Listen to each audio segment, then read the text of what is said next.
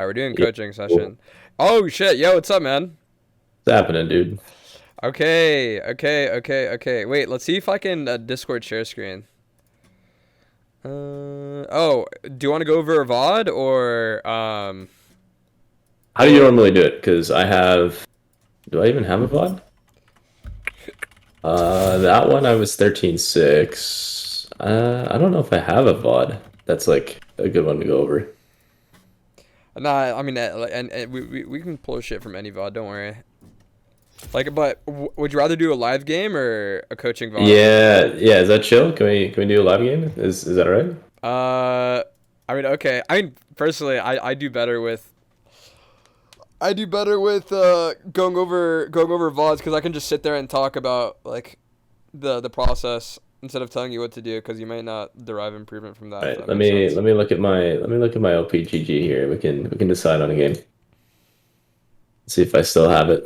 Mm-mm. Um. Oh, is Power from your friends list the guy you were talking about? Yeah. Yeah, I have him added. Yeah, yeah, added each other a while ago. Yeah, Power's cool. Uh, Uh. Yeah. I've been pretty down bad lately, dude. It's been fucking awful. yeah, same. I had to get off this account, like off my main, and play on just like a silver throwaway. I Mhm. think I lost. I think I Yeah, lost like yeah. six or seven in silver. It was fucking great. It's awesome. It's awesome. Um, Okay, so I'm gonna get your obi.gg. Okay, so first off, I start my sessions with a obi.gg review, and sure. then I just say like what I see first, and then after that we can talk, and then after we talk about that, we go into the game. But Sure, man. I linked you in chat. yeah, I see. So So I'm share screening in Discord, and I mean I'm streaming as well, but streaming has a couple seconds delay, so I don't know if you want to look at that. I'm watching your Discord. Yeah. Okay. All right. So first of all, we're looking at this. Is this your main account, or have you? Yeah. Do you have an account that's hard, Ela? No, no, no. This is the main. I tried like really hard season 8, season 9. I think season 9 was the season I peaked D2. Hmm. And then season 2020 I just got D4, didn't play. And then last season I went to school for a semester and didn't play League at all. So I Hmm. decayed out and then went on like a fat L streak and haven't been able to get back. So Yeah. Yeah. No, I get that, man. and now I'm like plus 15 minus 17 gang, you know what I mean? Yeah. No, it's yeah. I definitely have my up and downs as well. Yeah. Yeah. It happened to me. I dropped like 800 LP. I had some IRL shit going on and I couldn't focus in game and I dropped 800. I was 680 LP challenger and I dropped to D2. Believe it. And I didn't hit Challenger till the start of the season because I took a break of season 10, focusing on school. I think I got like 2 accounts of GM, but it's like, not Challenger. So, but yeah, dude, like ups and downs, these exist. I mean, yeah. So, I mean, at this point, we're trying to get you back up to where you were before. It is doable. Yeah. Something that I believe really hard is if you've gotten to a point before, you can get there again. Oh yeah, 100%. 100%. 100%.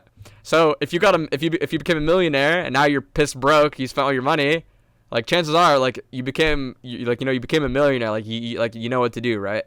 So it's Yeah. like context is different, but like when we look at things that way, it's like it can help with confidence, but also it keeps your momentum up because like you're plat 2 right now might feel demotivating. You were D2 and now you're plat 2. It's a whole division down.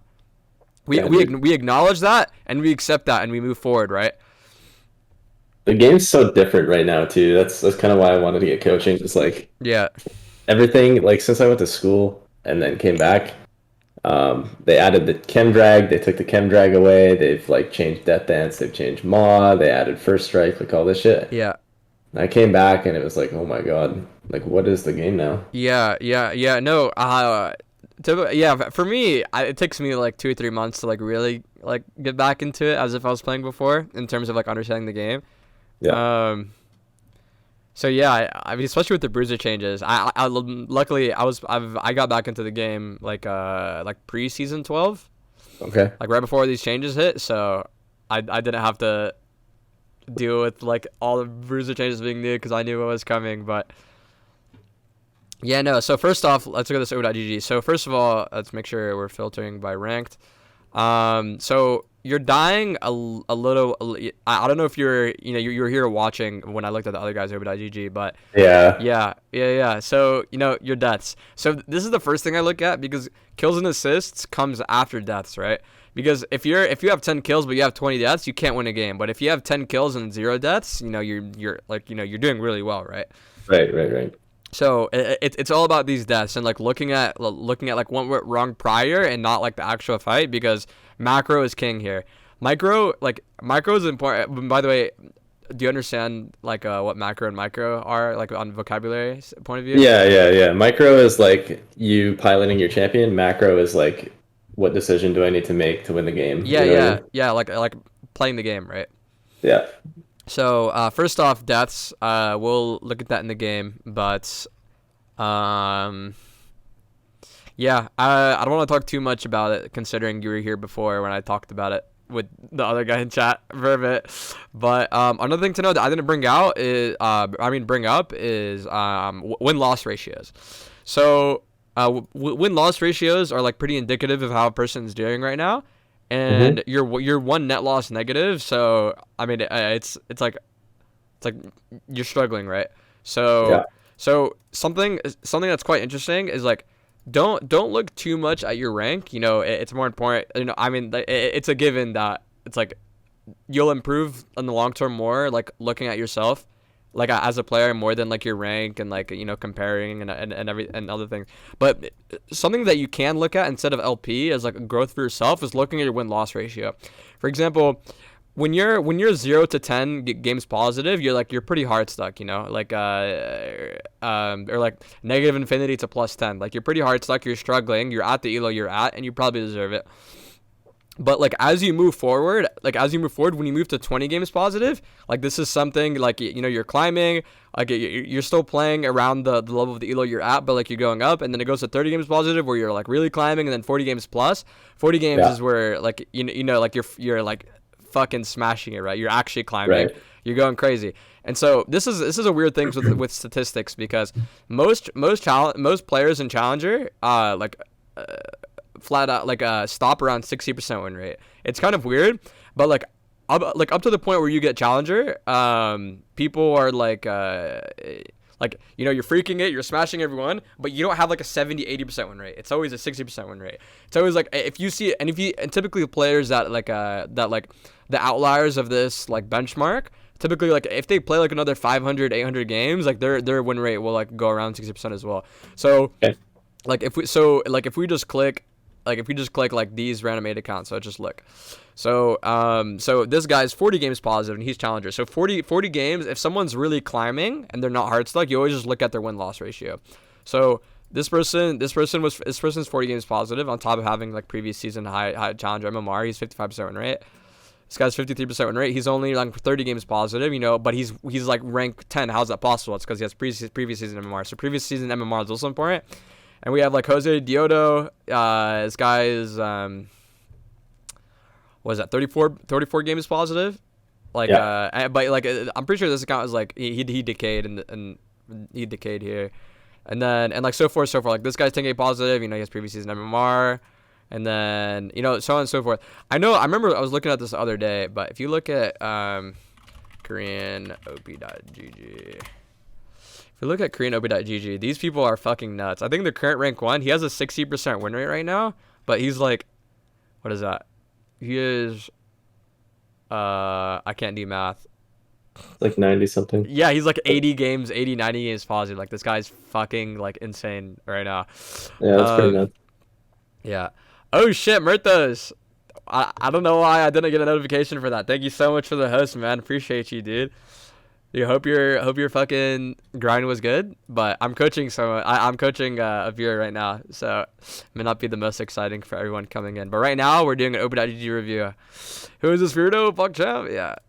Okay. Anyways, I'm sorry for everyone coming in. I won't read the chat too much. Focusing. This is like his money spent, his time. But anyways, moving forward. So yeah. So we're looking at these guys and they still have around 50-60% win rate, but this guy is like 70 games positive and shit like that. So it typically gets around like the 40 plus games point where people, it's like you can tell that this guy's like really really good. Yeah. But yeah, so this is like a benchmark for yourself. You know, if you're like 30 games, 20 games positive, like pat yourself on the back. You're doing well. It's only a matter of time that you're like a net positive 20 games that you're gonna be climbing. But I'm also just like sub 100 games still, right? Like a lot of those players that you were looking at have like 400 games played. yeah, So I yeah, think I need to play more yeah, is yeah, another thing. yeah. That's another thing. Yeah, and yeah, you're right. It's like people are like, like I'll have a lot of friends like back in high school, middle school, like, oh my god, your challenger what? And then you're like, oh, I can't climb him in silver, and then it's like towards the end of the season, I check their account and they have like 8 ranked games played. Yeah. Yeah, it's just not possible. Meanwhile, But you're sitting over here with like 3K. yeah. I've played a lot of ranked, but yeah. So we're looking at this match history. So, um, what is this? Well, Win 47 to 0 in a cousin game. What? It's my warm up, dude. It's your warm It's to up. get It's the your hands warm up. moving. Yeah, it Yeah, gets the yeah, hands yeah. Get moving. those hands moving. So, let's see this game. Actually, let's just look at the op.gg so I don't have to open. So you played this matchup. Okay, you playing top. I mean, I'll be honest. I'll be a better, like, you'll reap more improvement if playing jungle. Yeah, those top games I just got filled. Like it's not me queuing top. Yeah. All right, let's look at this. Let's look at this. This one looks good. 665. All right, while this loads, I'm gonna go use the bathroom if you don't mind. I really have to. I have to pee. Yeah, of course. All right, we're back.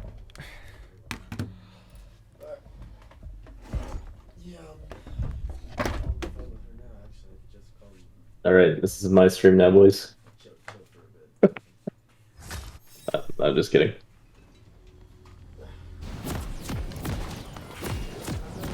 Yeah, don't run it down. End of coaching. 10 out of 10.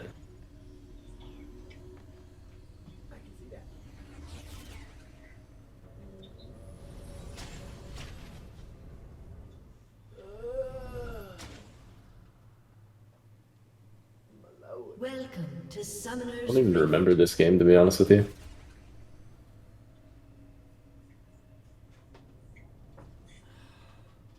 30 seconds until I think it minions was like spawn.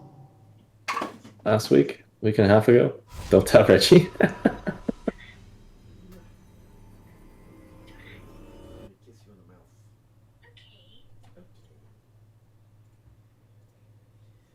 What have you been doing today? Nothing? Nothing. Awesome. You have my blessing? Yo, thanks, Mill. Appreciate it, dude. Going around.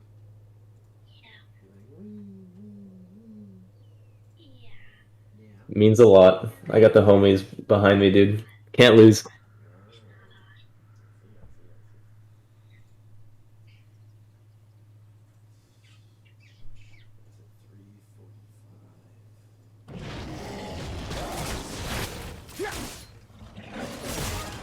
As expected.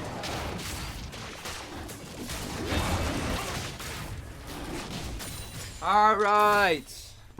All right, we're back. All right, can you hear me fine? Yes, sir. All right, let's start this. So let's go back to minute 1. All right. Okay, I'm gonna be honest with you here, man. I don't know what the fuck lane to gank because Senekench sucks to gank, and then I have like range versus melee top and no setup. Okay. Let's see. So. Okay.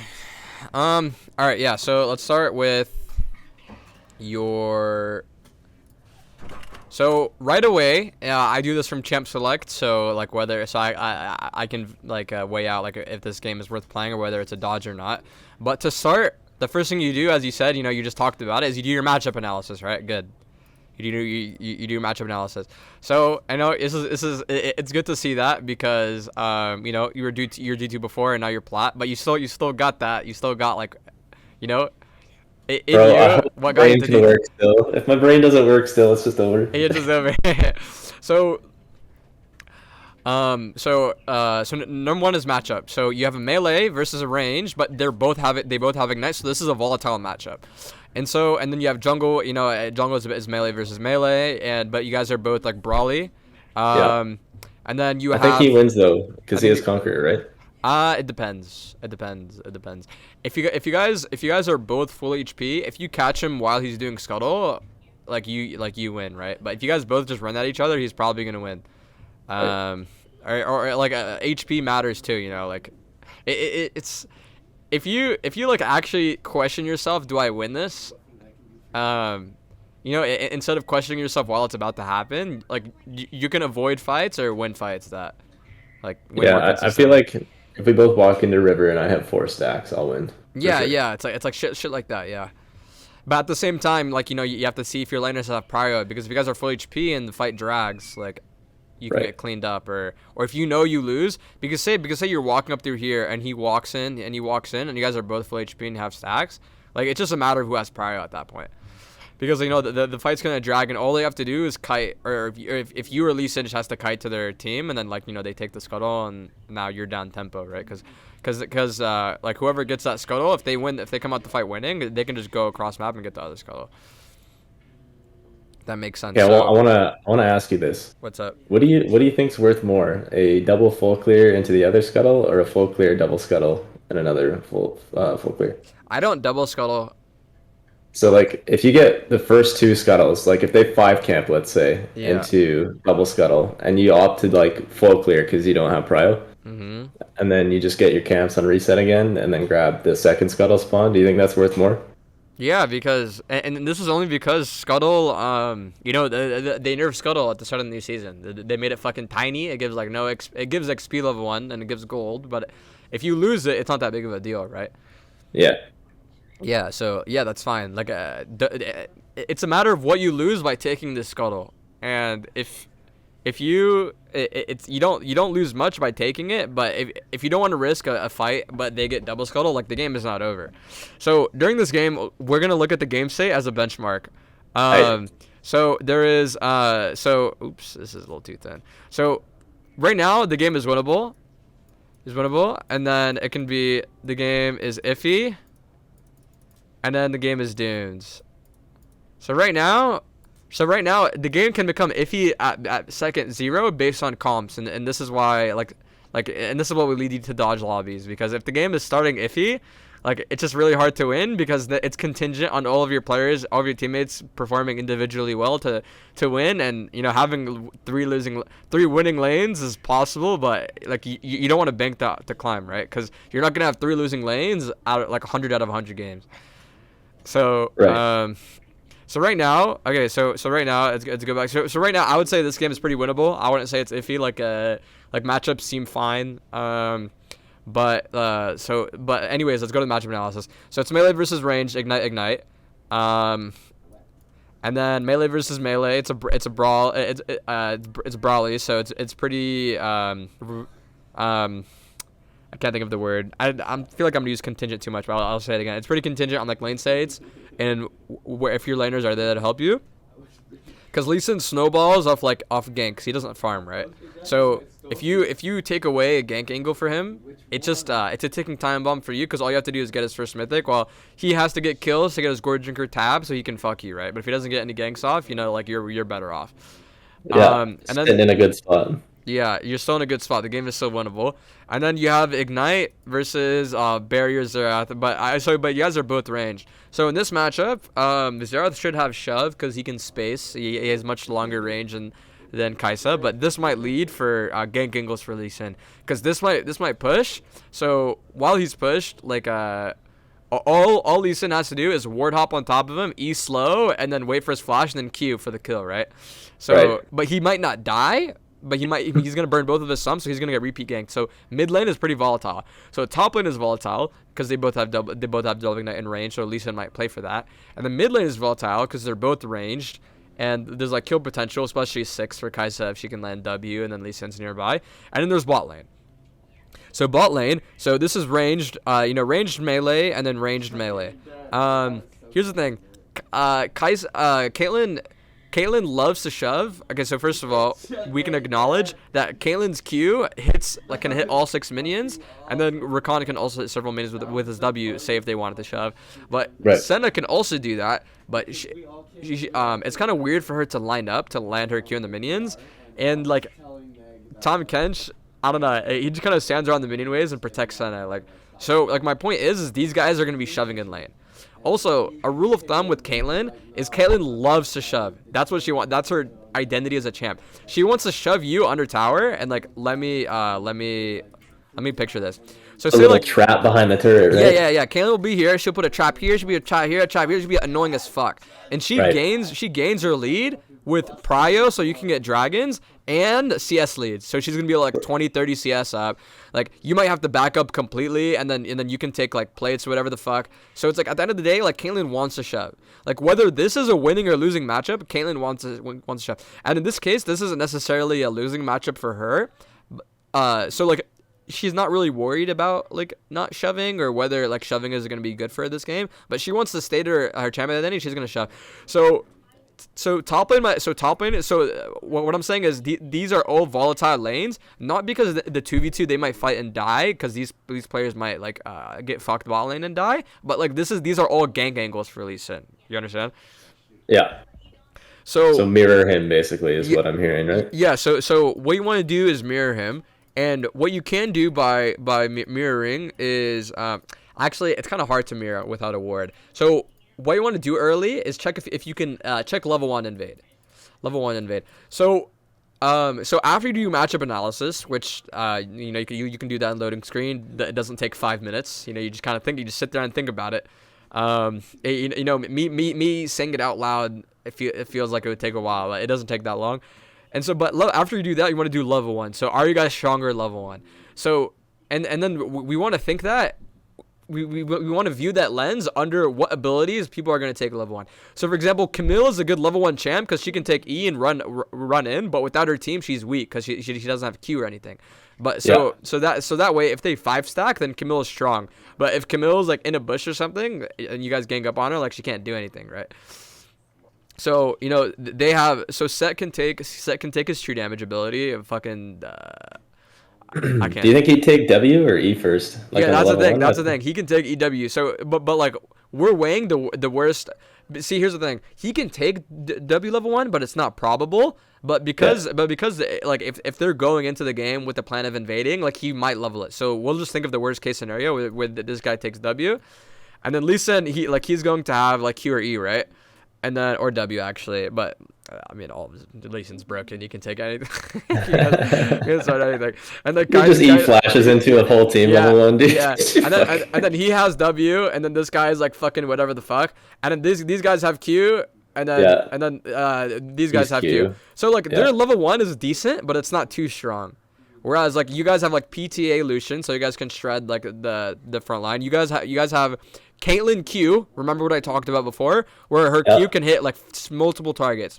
And you guys have Rakan W. So you guys have like ultimately a 5-stack, like a stronger level 1. And especially like with Xerath as well, his ability is hitting multiple people. And you guys have like long range, considering you have 3 melee, or 3 range. Holy fuck, I just realized. Bro, you're taking first strike and you can't take first strike this game, bro. Yeah, I've just been taking it like every game, and then I swapped to the Conqueror shit. I don't know. Yeah, so not to say that first strike is a bad rune, but in this game, you're the front line. You're the front line for your team, right? Rakan is engaged. You need someone else like next to him, preferably. Yeah. He doesn't need someone else next to him to operate, but preferably he would like one more person up in the front line, especially for your team, so like they can use their long range. And as Rengar, it's kind of hard to do that, but in team fights, like whether you can't do it in Siege or not, it's fine because you guys have Caitlyn traps. If you can frontline and be tanky for your team later, it's way more valuable than trying to be like a one-shot assassin. Because all they have to do on their team is Tom Kench eat whoever you jump on, and now you're like functionally useless. Or in the sense that you just get bursted in one shot. So you have much higher value go and conquer over first strike this game solely the reason because you guys don't have enough melee champions on your team. So yeah, so first off, okay, so far we've established that all lanes are volatile, and Lee Sin has like a good reason to go for each and every single lane. And now we want to think about if we can get a level 1 ward or possibly invade for like a ward, right? And so if we think about our fight's decent, but it could go wrong. It's kind of up to you because they don't have exhaust, but they have. I mean, I don't know. It's weird. I don't like invading. I hate it too. I don't like invading unless I have like Draven Braum or some shit. Yeah. So yeah. So like you guys can easily just walk up and take control of like the space here quite easily with your team comp and just get that level 1 ward. It's gonna help you a lot with figuring out where Lee Sin is. Also, one thing about mid lane being gankable is Lee Sin is going to play for one side. So mid lane is always a secondary. So unless you're playing Nunu and you're hitting level 2 and you're snowballing mid is like a secondary priority role. Like unless you're like camping with support or some shit. It's always you play top mid, and bot mid. You get what I'm saying? Because you can't play top bot. Like Yeah, the that other makes sides sense. of the map. But if you're playing in top river, it takes a couple seconds to just go bot and look mid. You get what I'm saying? Yeah. Yeah, so mid will always be like on the table. So you need mid proximity. I don't know why I want to add this. Yeah, this is the thing I want, or the thickness. But yeah, so at this point, so Lee Sin's gonna be playing top mid or bot mid. And so what you want to do level 1 is get a level 1 ward to figure out where he's starting, to figure out what side of the map he's gonna play on. Also, I don't think I do that. you don't think you? Yeah, I so can't remember this game, man. It's like a week and a half ago. yeah. Well, it's my first time viewing, so I have fucking no idea what's gonna happen. But yeah, so like this VOD review is like not to bash you or anything. It's just a matter of Trying to like, learn. It's all good. it's a matter of the first best option play, the second best option play, and the third best option play. So right now the first best option play is the 5 stack and get a ward in his red, because Lee Sin players love red buff.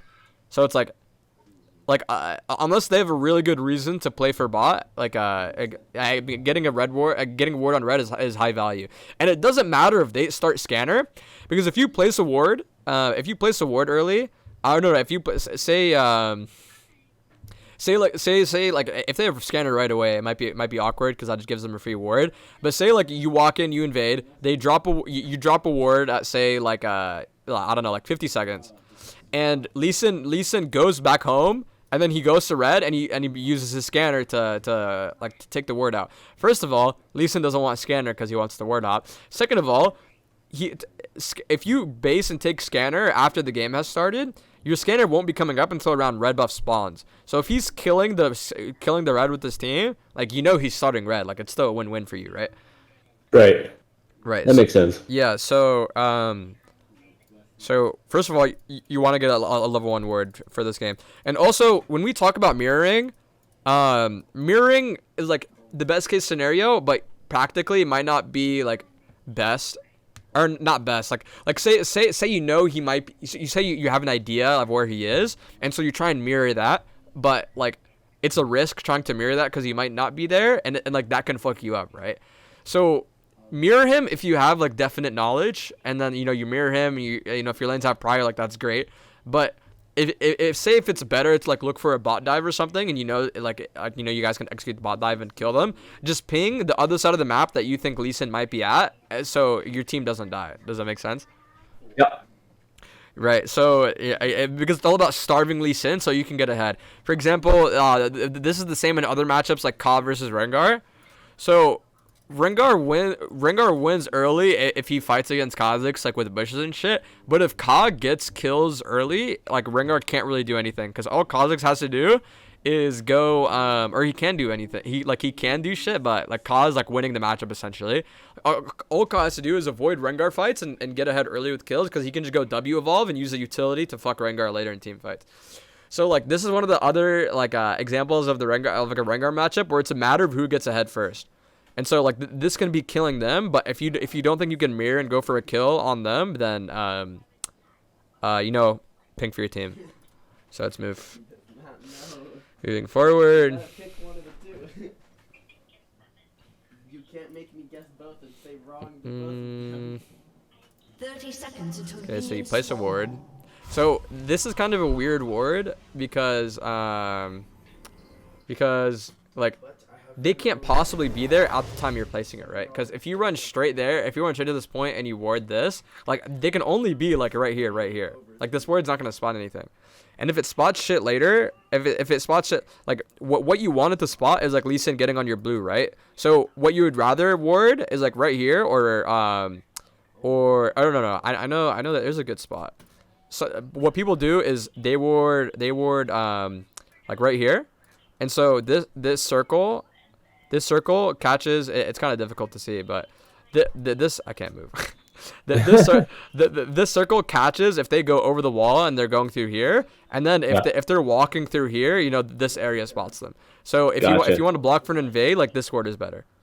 Okay. And also, if you do go for this ward, just try and recall and place it at the end of your recall. And this is not necessarily to buy scanner, although you will, you know, you preferably want to buy scanner on that recall.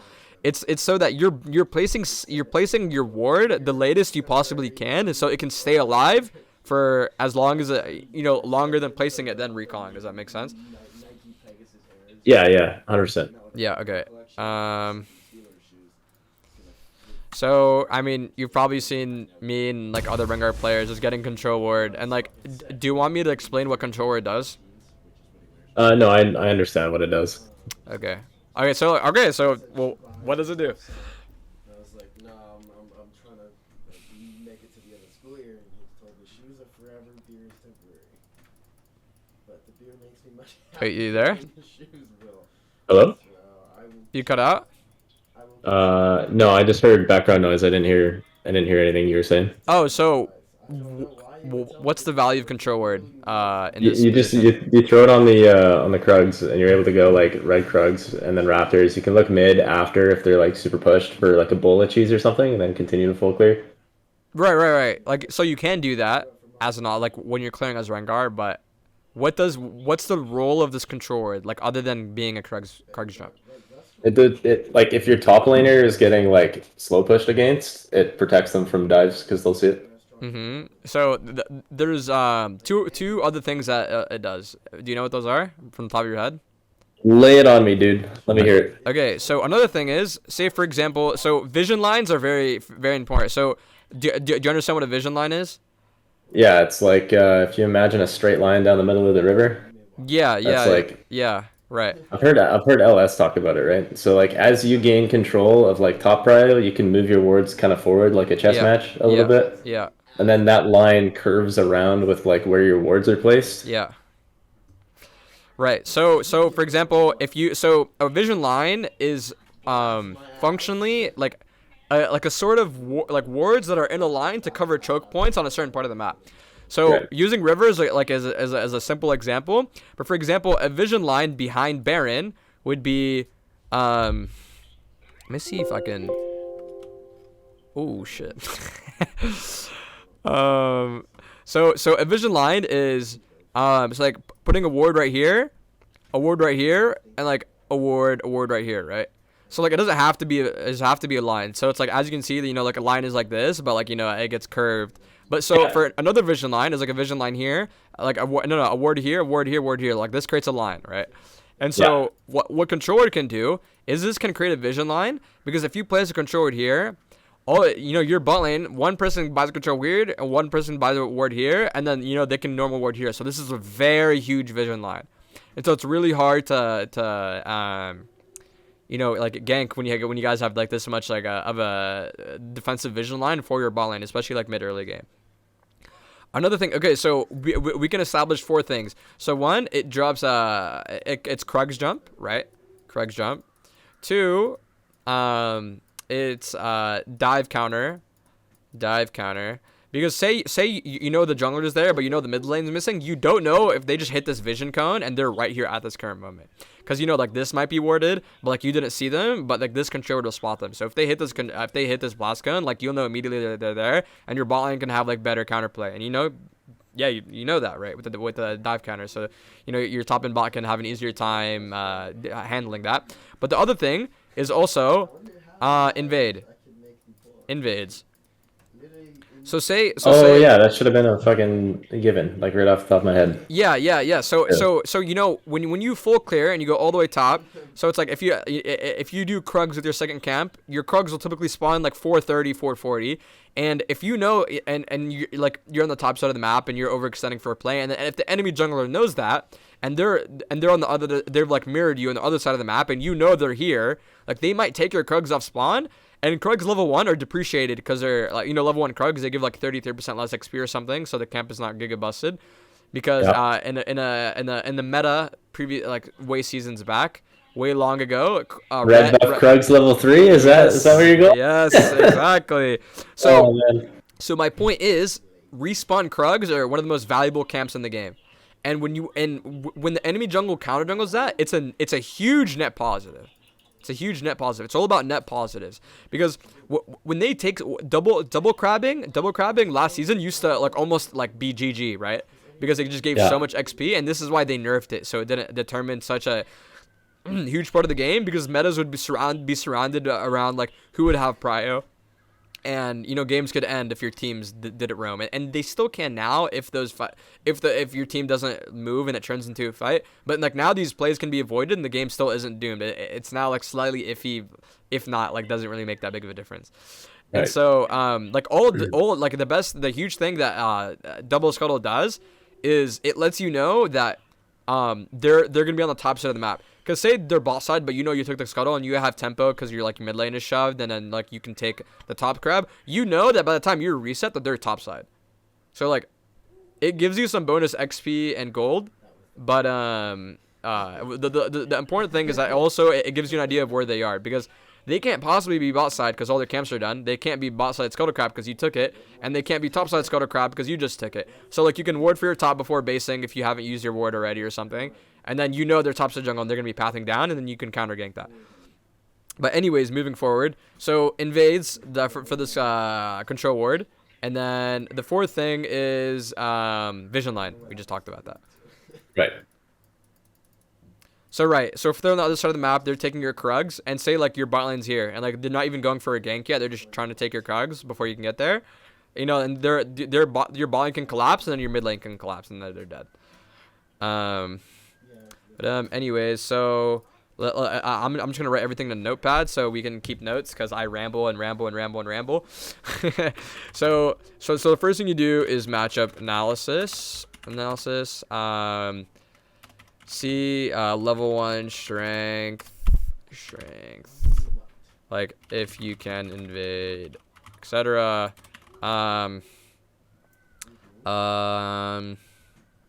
So purpose of control ward, Krugs jump, invade counter, dive counter, What do you want? vision line. Sorry if you can hear my roommate, by the way. They're just No, don't worry about it, bro. Yeah, It's chill. college dorm. But yes. So okay. So first off, let's move into like what might possibly happen in this game. So when you're basic, you base your macro off your information, your info, like the enemy info, and then what you think the enemy has on you. So I'm not gonna write that. So you have your info, the enemy what you think the enemy has on you info, and then the fourth one, which is what the enemy's info and what they think that they have on you. Does that make sense? Yeah. And so like an example of that is like you guys are going for dragon, and they don't know that you don't have smite, and so otherwise they would have contested shit like that. And so like this is very important in terms of pathing, because for example, if the enemy mid laner wards your raptors and you skip raptors camp by like going around, like they don't know where you started, right? Because all they have to do is like spot you there, and if you have red buff, they know that you're gonna path bot side to get your blue. But if you have blue, they know you're gonna be on the top side of the map. So Lee Sin only needs to see you for like half a second, to, you know, like hold tab and see how many camps you're doing. Because if you get spotted, because like at some point they don't even have to, depending on the champ, they don't even have to see your buff. Because if they see you on Raptors relatively early and you have 8 camps, that means you've only taken 2 camps and you're probably taking Raptors for level 3, right? And so you're probably gonna be bot side. So it's shit like that. But if they see you on Raptors relatively later and you have 12 CS, that means like, you know, you just cleared your bot side and now you're going to your top side, right? So like information on what you know that they have on you and what you should do like moving forward is very important, because then Lee Sin might change. So it's all about being adaptable, right? So if Lee Sin starts bot side and bot lane is gankable, but he doesn't have to go for that gank because top lane is gankable, but he sees you on Raptors and you're not gonna be there on time, like he can gank bot and then push with the support and invade and take your blue. Does that make sense? And it's a vertical jungle then now. Well, yeah, at that point, you might not be able to stop it because you're at Wolves and you don't know that you've been spotted, or you might have been negligent on, like giving importance to the fact that you just got spotted. And so you don't have time to walk all the way to their blue, because all Lee Sin has to do is he'll have a faster time recalling and then going to his blue compared to you going all the way there. And then if the gank was successful bot lane, he might have like Iron Whip or whatever the fuck, like 2 longsword, and he's just going to beat you, right? And then, like, not to mention the fact if, like, bot lane is shoved, like, support has a timer. So he's up tempo right now. So, like, does that make sense? I like that point of that. So, so let's talk about, fuck. Okay. So, in, playing around game state. Info that you have. Info that enemy has, info you think the enemy has on you, info the enemy thinks they have on. I don't know if this is worded right. I was AFK for like 5 seconds. Don't worry, I was just writing. Went to grab a drink. Oh, all right. Okay, let me see this ordered. You think, yeah, all right, this is fine. And then now we will talk about tempo. So we just need to play around the game state and like being spotted, because like that can like fuck you up pretty bad. Like this is why like laners do that, because understanding where they are changes their pathing, because it's all about being adaptable. So right. I'll keep talking. I'll keep bringing that term up, so but we can just write that down. Be adaptable. Oh yeah, is key. So 5 is tempo. So there's a couple different forms of tempo. There's up tempo. So you're up tempo, right? And then you're down tempo. See, this is even tempo, right? What about lethal tempo? No, I'm just kidding. So, I mean, even tempo doesn't really have a word. It's just there's nothing. There's no tempo to be had. there's no tempo period. So so you're up tempo, you're down tempo, and then there's artificial tempo, and then there's dead tempo. Dead tempo. And so, up tempo, right? Like say like whatever the fuck, like an example of that could be like the enemy jungler full clears, resets, and goes for another full clear, whereas you stay in a lane gang that doesn't end up working. So now they're up tempo. Up tempo, and you're down tempo. Yeah, and you're down tempo, right? Because there's a net gain. There's a net gain for them, and even if you're not in that moment down CS yet, in about a couple minutes you're gonna be down CS, because you physically can't. It is impossible. Your camps can't spawn any faster from the point you kill them. And so this is why clearing your camps in a line is very important. Because if you kill Krugs and then Wolves and then Raptors and then Gromp, you're just spending half your time walking around the map, dude. Yeah, right. And so, if you take your camps 20 seconds later than the enemy does, like they're gonna be up 20 seconds of tempo for the rest of the game unless something else happens. Yeah. Right. And so, down tempo, it's very simple. And there's artificial tempo. So artificial tempo can be in the form of like your tops, the enemy might be up tempo, but because they're top side of the map, now you have artificial tempo and net gain on taking dragon, and they can't do anything about it. Does that make sense? So even if you're down tempo, you might be able to gain pockets of artificial tempo. For example, you guys are you guys are, like sieging mid, and then like Trinamir is splitting bot, and then they send 3 people bot, They sent 3 people. Now you guys are artificially up tempo to be able to take Baron. Like they might have not been like up tempo like in that moment, but now you guys that's kind of a bad example. But like you're artificially up tempo on a specific play and not in general. Does that make sense? Yeah.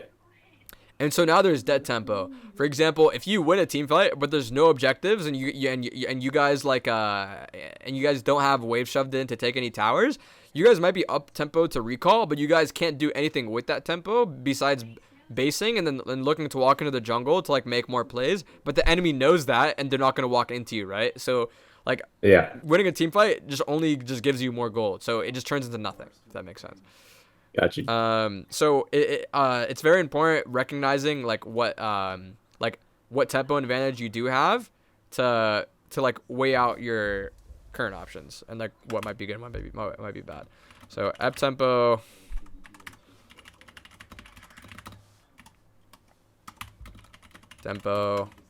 artificial tempo, dead tempo. So, do you want another example on artificial tempo? I mean, I think I understand it pretty well. I kind of explained it kind of bad, but You're like creating a moment in time for your team to make a play. yeah, and it's only in that pocket of time where that's possible, and then in a matter of time, it's gonna void. Like the play won't be possible anymore. Because like just to play off your example, you know, the 4 teammates go bottom, Tryndamere doesn't ulti or whatever, your team doesn't do Baron, so now you're just 5v4 at Baron, and Tryndamere's artificial tempo didn't mean anything because he didn't force anything off of it. Yeah, right. Okay, so moving forward, we're 1 minute into the game, so we've established a lot of concepts and like something what you could have done. Dude, my mouse. I hate when it does this. Alright, I think I fixed it. It does this weird thing where if I scroll, it will go like all the way in or all the way out, and I don't have like a range. It's weird. Oh no. Yeah. Minions have spawned. I didn't have this one before I factory reset my PC. There's all these new problems. Alright. Don't dog on my clear. I can't remember if it's good or bad here. Alright, let's see. So you get the blast gun, which is good.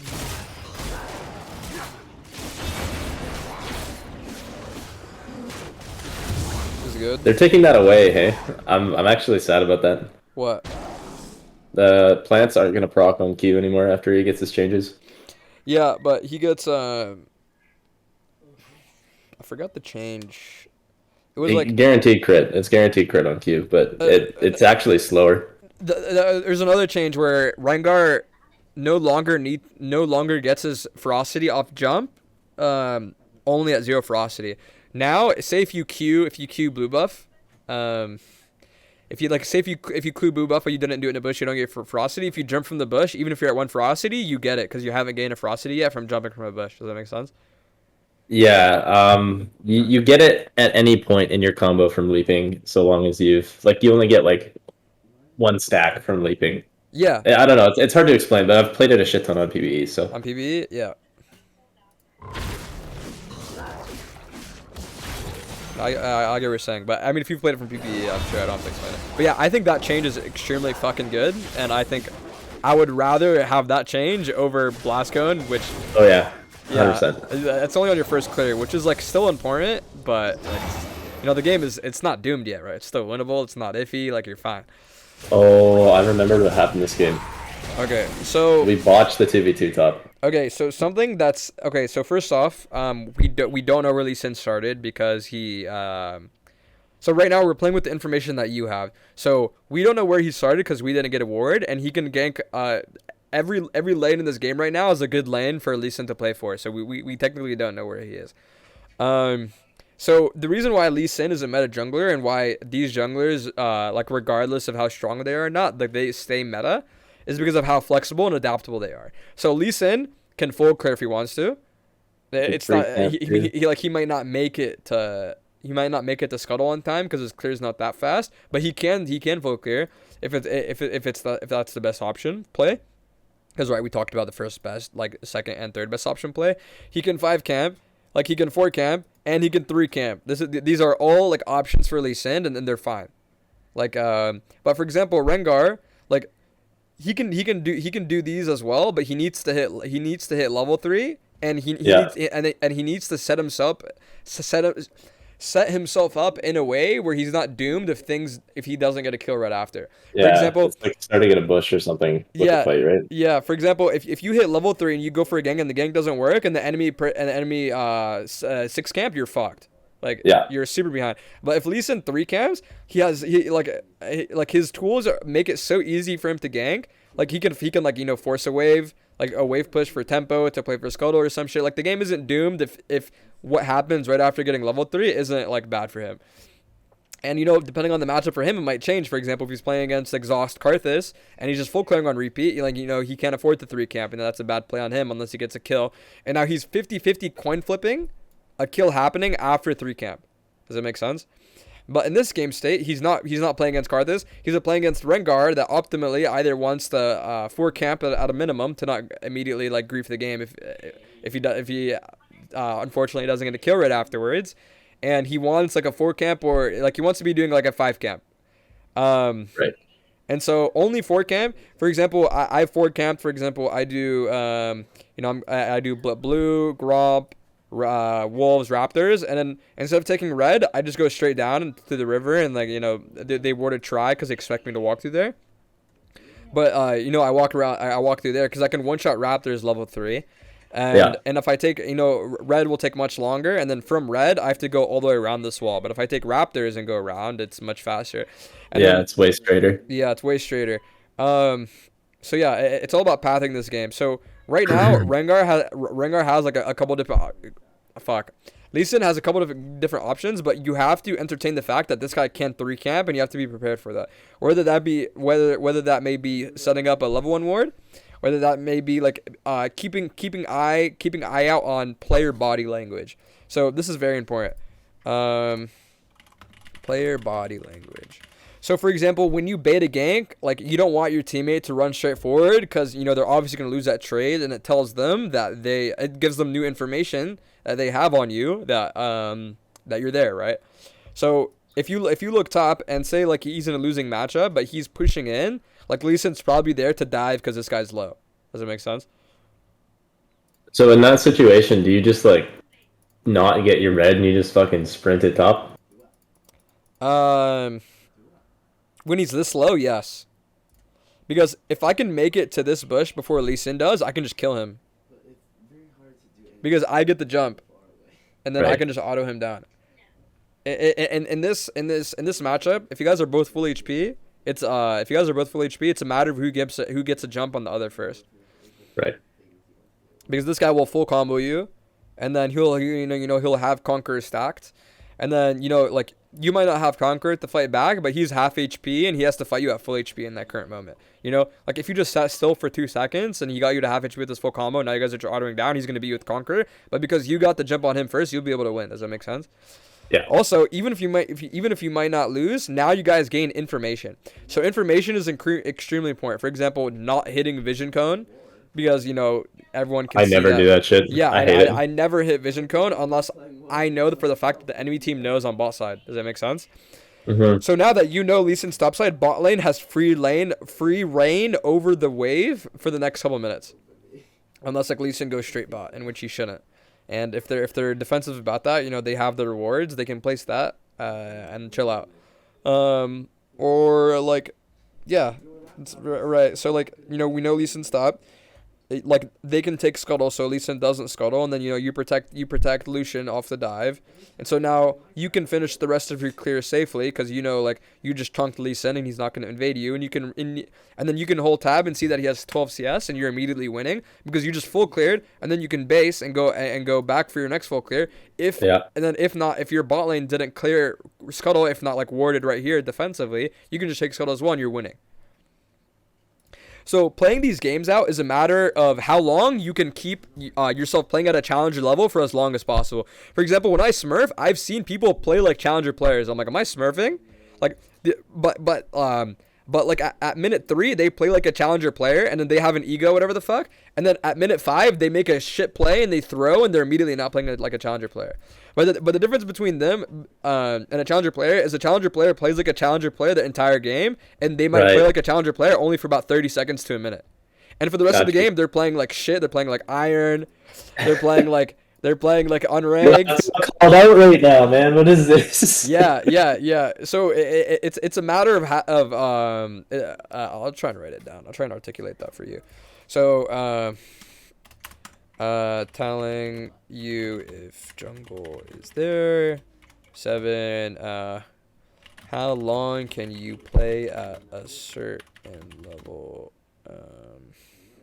to win game? Because like ultimately, this is how you beat players better than you.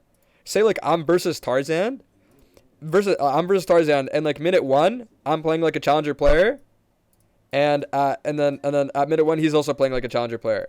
But if he slips up, if I continue making challenger level plays, like I'm just gonna beat him. Like Yeah, you're playing better for longer, right? yeah, I'm playing better for longer, and this is why biases can be extremely dangerous, because if you have mental blocks and biases, even if you're playing better, you may not think you are, and it might give them breathing room to come back into the game and keep performing as a challenger player.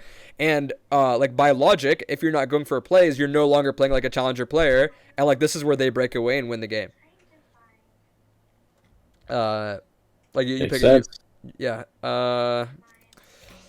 So yeah, so like so far so good. You know, as you're playing this out, I don't disagree with playing for top side, but if Lee Sin plays for bot side and beats Caitlyn early, like Caitlyn can no longer do what she does best by like shoving in winning lane, because you know these guys will be ahead and they can start smashing a lane that they shouldn't be able to win, which puts your Caitlyn down a shit ton of gold 20 minutes later. But he's not playing for top side, so this is fine. And so far you're playing well, and like I would agree that like I would skip Raptors and go straight here, as like so far right now I would say that's the best play, because every 30 seconds the game, like every 30, you know, you can say every 5 seconds, every 15 seconds, like whatever benchmark you use, the game changes, and this is why it's best to be adaptable and not use fixed play styles, because if you just Right. if you just full clear here and Lucian dies while you're doing Krugs, like you're just trolling at that point. Because it would have been better, say if he didn't die by the time you finish red, that you need to go top and like prevent, if not like win, a possible play that's going to be happen top. Because you know, like have you ever hovered someone in a side lane when like Baron is up? Yep. It's like yeah, All the time. shit like that. It's like you're just protecting them from a threat with the information that you have, and if it's good, it works, and if it doesn't, it's fine. It's not a big deal. At the end of the day, you're not griefing yet. You like. I'm assuming at that point that you've cleared your camps and you don't have many better things to do with your tempo. So far you're doing well. I definitely do red here, and then I think I run top and fucking botch a 2v2. Yeah. So like. Yeah, so if you skip Raptors, you would have caught in this bush, you would have chunked them out, and I think he went straight there, so you might have met him there, but the good thing with Lee Sin is Lee Sin has W. I mean, fuck. Rengar has W. So, I don't know why people in the Rengar subreddit are fucking crying and crying. They're like, holy shit, like Rengar W doesn't fit Assassin Rengar. Here's the thing. Yeah, it does. It's it's his best such ability, a sick man. ability, because Rengar's W is anti-burst. Yes, sir. If Lee Sin like uses his full combo on you, and if you get into the bush in time, you can W, if not double W his damage if you have Conqueror. But in first strike, you want to use Empower Key if you want to win the fight. And so like you can still turn that around and not come and not like lose the fight. And if not, like if Lee Sin uses his Q, like Lucian can safely walk up because he doesn't have to worry about getting like sniped by Lee Sin and insta dying, because right now he's like, what is that, like 250 HP. Yeah, he's scared right now, man. So like this is good. So like now like we've understood, like right there the play was to go for Tribush, right? Yeah. Okay. I want to make sure I talk about a certain concept. So talking about what the game state will be like X minutes from a certain point. So like this can be like really quickly, for example, like if you have Serrated Dirk but at least it only has a longsword, it's still fine because you're gonna hit mythic before him in a couple minutes and you'll be able to make plays from that, and like you know you don't have to rush pushing your advantage, shit like that.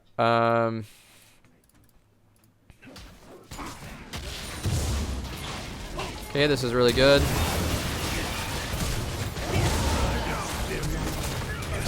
Yeah, we get double killed here, and he just gets rolled. Okay, let me slow that down and spread that up. I don't think you needed to flash.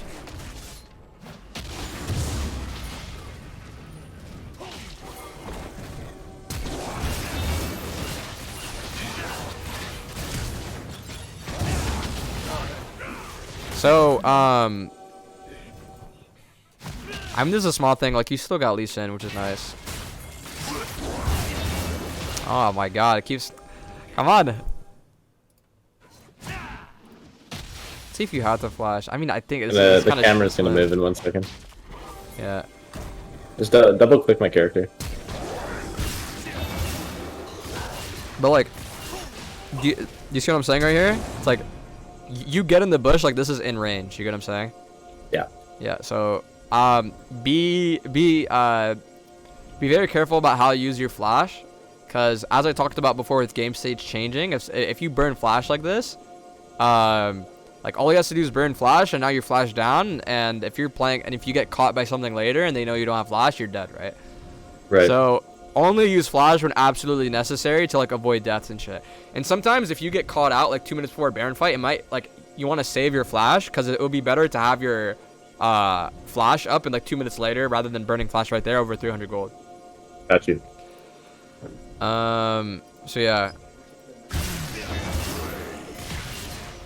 Because like all Lee Sin has to do is all Lee Sin has to do if you flash like this is flash over this wall, and he can't even touch you. I mean like you can't touch him. So yeah, like flash is super, yeah. So I will say, I mean I'm a criminal. I do the same shit, but sometimes it literally is just better to not go into the bush if you do already have ferocity and you just auto them down, right? Because now, because I don't know if you caught that.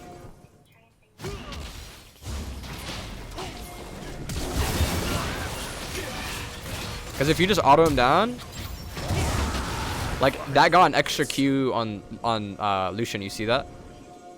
And yeah, I see. Yeah, you see, and so it's like whether that Q might have hit you instead, or if you could have autoed him in time, so he would have been able to even get that Q.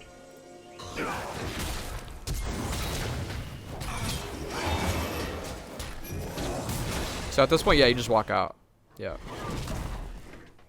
So it's like, oh no, oh no. Wait, what happens? I think you can kill him there, no? Because you have your abilities back up. I think if you had your W up, if he walks into that bush, you kill. Nice, that's huge. But like, you see what you see what I'm saying with like how like games can change like second to second. Yep. So at this moment, because you didn't go on Lee Sin, now like Lucian's dead. And so because he got that because he CC'd both of you, guys are CC'd for 1 second. Now you can't kill him anymore, and so you just back up. Yeah. And so I want to say these Krugs are too risky considering he's right there, because all he has to do is walk up and then not use the camp. Whereas like you can base, and you know Lee Sin's coming off base and he's going for bot because this is shoved in, so you can just base and play for bot. You get what I'm saying? Right. Hung around too long. Yeah, overextended. I got focused on eating rocks, dude. Yes, yeah, you didn't have W up, so you couldn't have killed him. But you know, now Set has overextended. You know, like the game has changed. It's been a couple seconds, and now like your teammates have moved. Thankfully, now he's dead. But it's super important to understand that you going for this Krugs was initially a bad play. Do you get what I'm saying? Right. The only reason this worked out good is because Set fucked it up, not because of what I did. Exactly, right? So it's super understand to not like view this under like certain like under like biased lens. Yeah. Because yeah. like you're just not gonna be able to see what actually happened, and you're gonna see like whatever you think happened, which is like, oh my god, I outplayed this guy so hard when really he fucked up. No, it's just he fucked up. Yeah, he fucked up. It was not on me at all. And now I think I'm down tempo here because I actually stayed to take the Krug still, so... Yeah, so right now, Lee Sin is up tempo on a bot gank. And so you need to ping your bot lane off. And what I do is I danger ping, and then I ping Lee Sin, and then I ping their ward. Like you have a couple different options. You can do all three, but like you know you can't do like a bunch of one, or else you're gonna run out of pings. But yeah. I mean, I think the only reason doing Krugs right now could be possibly better is if this gives you like a straight to Dirk finish. So wait, It would, yeah. But I'm running Futures Market, so I would have had it already. Yeah, that's fair. There you go.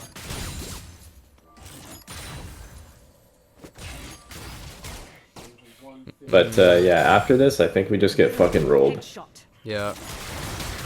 Also, something that's incredibly important, and like something that I struggle with myself, is like confidence with plays.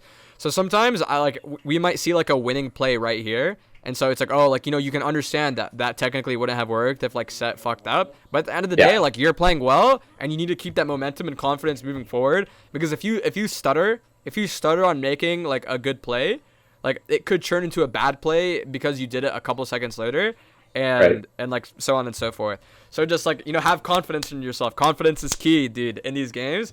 But here's the thing, you don't want to be overconfident, because then you're arrogant and ego, and this is what all high diamond players have. Because I'll be low masters. I'll be low masters, and I'm playing with a diamond player who's 2K games hard stuck, and because he's diamond and technically in the top 1%, he has an ego and he's biased. And you don't want to be biased and ego, but at the same time, you want confidence in your plays and to not be biased.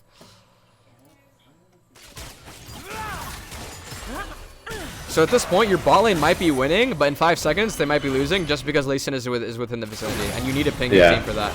And if you can look at chat, like, the last thing you pinged was the bot lane fight. I mean the top lane jungle fight.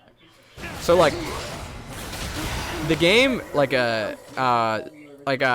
something that I remember, like a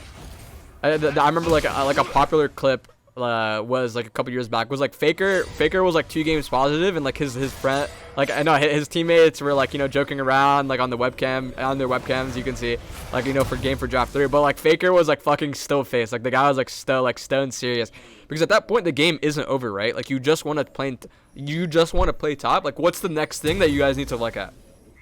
Right. Like, just don't zone out, don't like think about like, oh shit, blah blah blah. I mean, like, you can, but make sure that you pay attention to like what's the next possible threat, like what we can do. So like whenever I finish a play, I tend to like immediately hold tab and look at what's going on. So it's like, okay, so like, is my top lane down CS and they're like down sums and like they're losing the matchup right now and like I need to gank top? Is Dragon spawning soon and I need to base for Dragon? Can we base for Dragon? Like what tempo? What's the jungler doing right now? And like, are they up tempo? And like, can I not even, like, is it not even worth debating this Dragon play because I'm down so much tempo that we can't even contest it in the first place? And then like so on and so forth, right? So it's like, while you're taking these Krugs, like it's like World of Warcraft, it's fucking PvE. You can't do anything more, right? So just like look at the map as if you're playing Yuumi. So this is why Yuumi, like, I know it sounds cringe, it sounds a little bad. Yuumi takes a little bit of skill because there's a little bit of, first of all, there's a little bit of micro.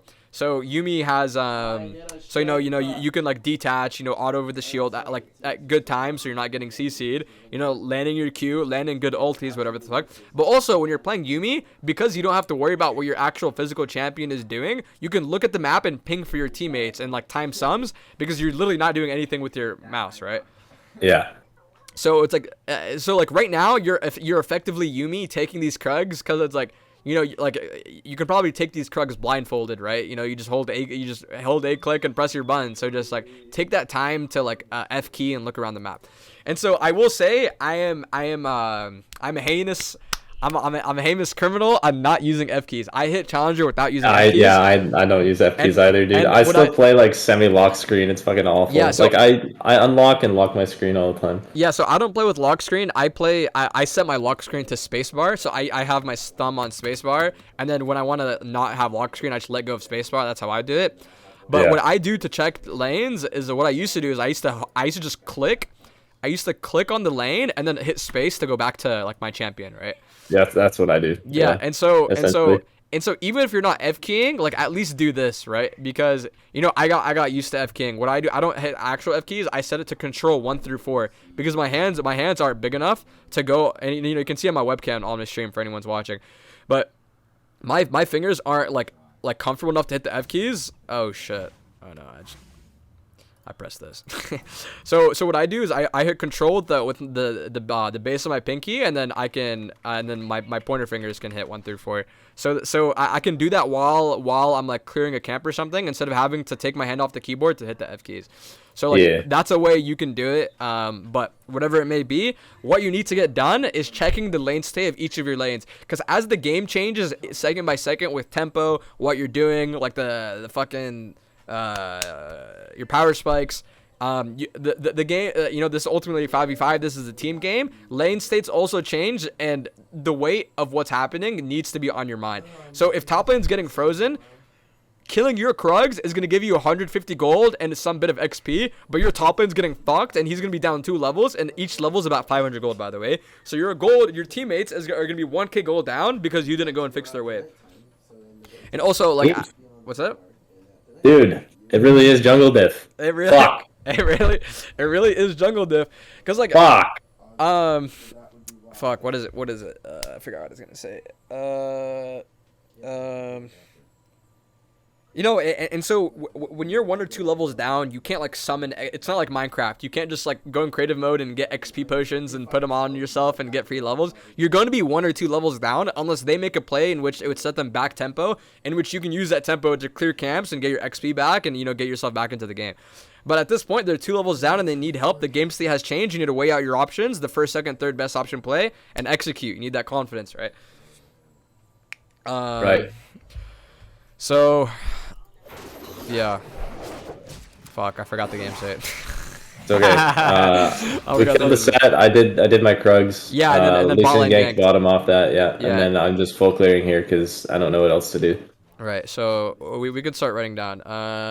I do that a lot. I just like full clear when I should be elsewhere. You know what I mean? Yeah. It's like, ooh, a piece of candy. Give me that. Ooh, piece of candy. Ooh, piece of candy. And man, when I downloaded Blitz.gg a couple days back, and now my jungle cams have like timers on them, like it's so hard not to like, cams. Literally just do it. Okay. Yeah. You remember my OPGG, like the Udyr game? Yeah, I saw that. I had 10 CS per minute. You want to see how much damage I did that game? None. 3,000. Yeah, not that much. Yeah. And I had 5 kills, by the way. So like, yeah. All I did was like walk by and smite KS something. It was like fair stance, slap into a phoenix, and then continue on. Yeah. Also, something. Thank you so much for thank you so much for bringing that up. I remembered something, a concept in League. So when you're in your game, you need to think about your job. So right now you spawned before at 0 seconds, and so everyone has a suitcase. Everyone has a suitcase. Everyone has a suitcase. You might have to carry. Playing jungle, you have to force yourself in a mindset where you have like 4 other children that you need to nurse. That you to nurse. But at the end of the day, they're children, and they're also in sweatshops, and they have their own jobs. You get what I'm saying? And so TF Blade is rolling over right now. Stop it. What? I said TF Blade is rolling over right now. Stop it. Okay. but yeah, TF, yeah, he's always carrying. But like at the end of the day, like you have these jobs that you have to do, and as your jungler, you need to help your lanes out, right? And so like you need to baby your lanes, you need to help them out. But also, if they're competent, if they're whether they're competent or not might change the game state. But if they're competent, they also have jobs that get done that you don't have to worry about getting done. For example, when you play Rengar and you build Assassin, you don't have to worry about building LDR to kill the Malphite. What your job is you need to kill the ADC. And so if the ADC has exhaust and they're building armor and everyone is stacking armor, then you know that it's a good idea to buy LDR. But at the end of the day, you need to satisfy your job. And so this is why Conquer is better, because if you build Conquer, I know if you go Conquer and you go Black Cleaver, you'll be able to function as a frontline carry. Otherwise, Rakan is going to be like working overtime and overnight shifts trying to be the frontline for his team, and it's going to be harder for you guys to be the best comp that you can be if you're not running Conquer. Does that make sense? So like Yeah. like stick to your job. Like understand what your job is this game, what you're supposed to do, and at the end of the day, execute, right? So, looking at this game right now, your job, as we said earlier, is to mirror Lee Sin the best you can, whether that be actually like fighting against Lee Sin in good fights that you take part in, or mirror like understand track jungle tracking, like notice that when you're doing Krugs, ping away for your team, because even if they take a winning trade, they're gonna get ganked in 5 seconds and lose anyways. So your job as a jungler is to make sure you need to do all these things. Also objectives. So it's like, people in low elos have issues with closing out games, and the most important thing is objectives. They go for kills and kills and kills and kills, but because they spent like a good minute going for a kill, they might have gone 300 gold, but they don't understand that kill only worked because they misplayed, and the window opened, and they executed and they got the kill perfect, but they're not getting dragons, and because of that, they're not gonna be able to get Elder, even though if they're stronger, say they have good wave clear, and they can't get Elder to close out the game, or they're not playing for Baron, and it's really hard to close out the game when you're not playing for objectives. It's all about objectives. You can be 20. I just lost the game a couple of days back. I was 20-4, I think 12, and we lost the game. Even though I got all 4 dragons, we got all barons, because my teammates were not accomplishing their jobs. I was doing everything I could, but my Ahri wasn't landing charms. She was like, I don't know. I can't remember exactly what happened, but all I know is I did what I could. I could have played a little better in calling off team fights to avoid giving them 1k shutdowns. But you can lose these games when say you were my teammate and you just didn't do your job, and I'm doing my job, but on the enemy team they have more players on their team doing their jobs than we do. We're just gonna lose, right? It's all about team diff. But yeah, let's write that concept down. Team diff. Figure out your job / occupation and execute. And sometimes your job can change mid game. For example, you're winning, but they're like Malphite hit like a certain power spike, and now you can just R your ADC. You have to peel your ADC off the Malphite, right? Right. Or it might be your job to kill not just the ADC, but the ADC and the mid laner. And if the mid laner is building Zanya, then you need LDR, so on and so forth. So it's all about identifying what your job is. And let's move forward. I forgot what I was going to say.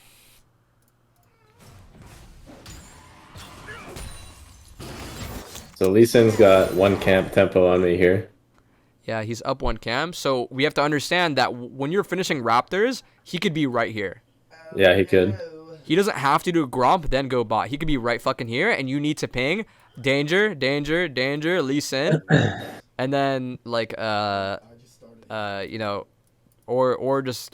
skip Raptors. I think he should just fucking run top right now if I'm Lee Sin, right? Yeah. So here's the thing. So in the amount of time it takes Lee Sin to walk top, Lee Sin, so this wave is already crashed, and what Lucian's doing is just poking, right? He doesn't have to do this. He's just doing this to continue having pressure over the wave. But right now Lucian's winning. He accomplished his job of shoving in the wave to open up a reset timer for himself, whether he takes that or not. But Lucian can back off and win and lose nothing. You get what I'm saying? Yeah. So this is what I was talking about earlier about Rengar can't really 3 camp without griefing the game in most game states. So Lee Sin would kind of essentially be griefing right now if he skipped wolves and went straight top, because it takes we can say on paper it takes 12 seconds for Lee Sin to walk here. Lucian, it doesn't take 12 seconds to walk up to here, right? Because if Lee Sin was right, even if this is worded, if Lee Sin was right here and Lucian was in this position, he's dead no matter what, right? But if Lucian's here and Lee Sin's here, unless he lands Q at max range and gets some insane insect shit, the gank's not gonna happen. You get what I'm saying? Yeah. Yeah. Yeah, I hear you. It all makes sense. So you have a very good way of putting it all together. Thank you. Also, I ramble a lot. If there's something if there's a concept I talked about before that you might not understand, overlaying with other shit, just pause and let me know, because I'll be forgetting the shit. The reason why I'm writing all this shit down is for you and also for me, so that I remember what the fuck I'm talking about.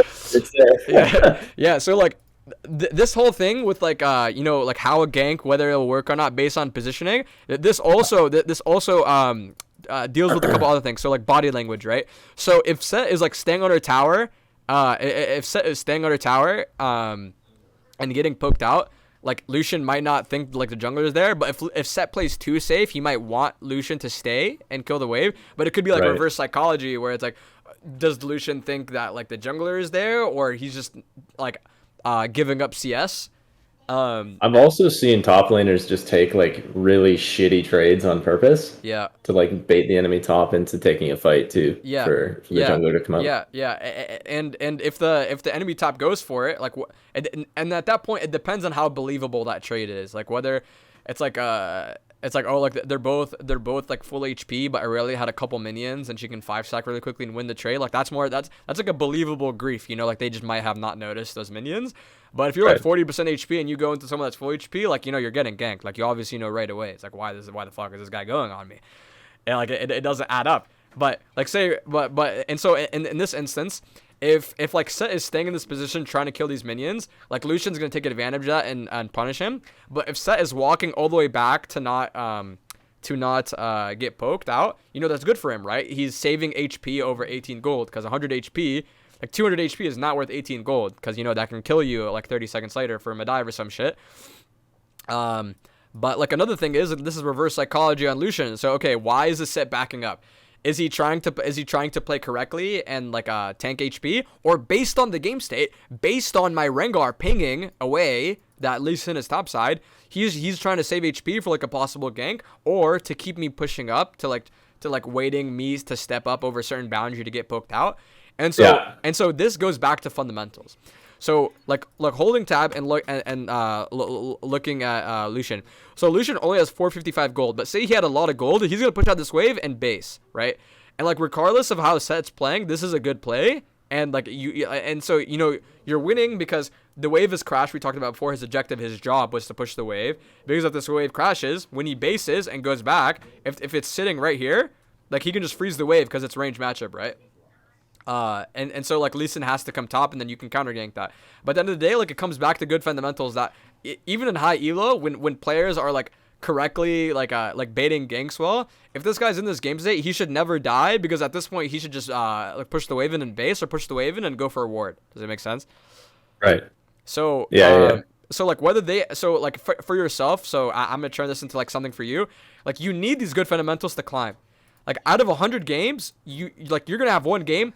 I remember I still remember to this day. I had a game. I had 2 members on my team AFK to tilt, and the other 2 just left the game because they knew the game was lost. And I just sat there in my base, and the game just ended. Like it was so weird. And so what did your honor screen look like, dude? What the fuck? There was no honor screen. There's no honor screen. I just kidded.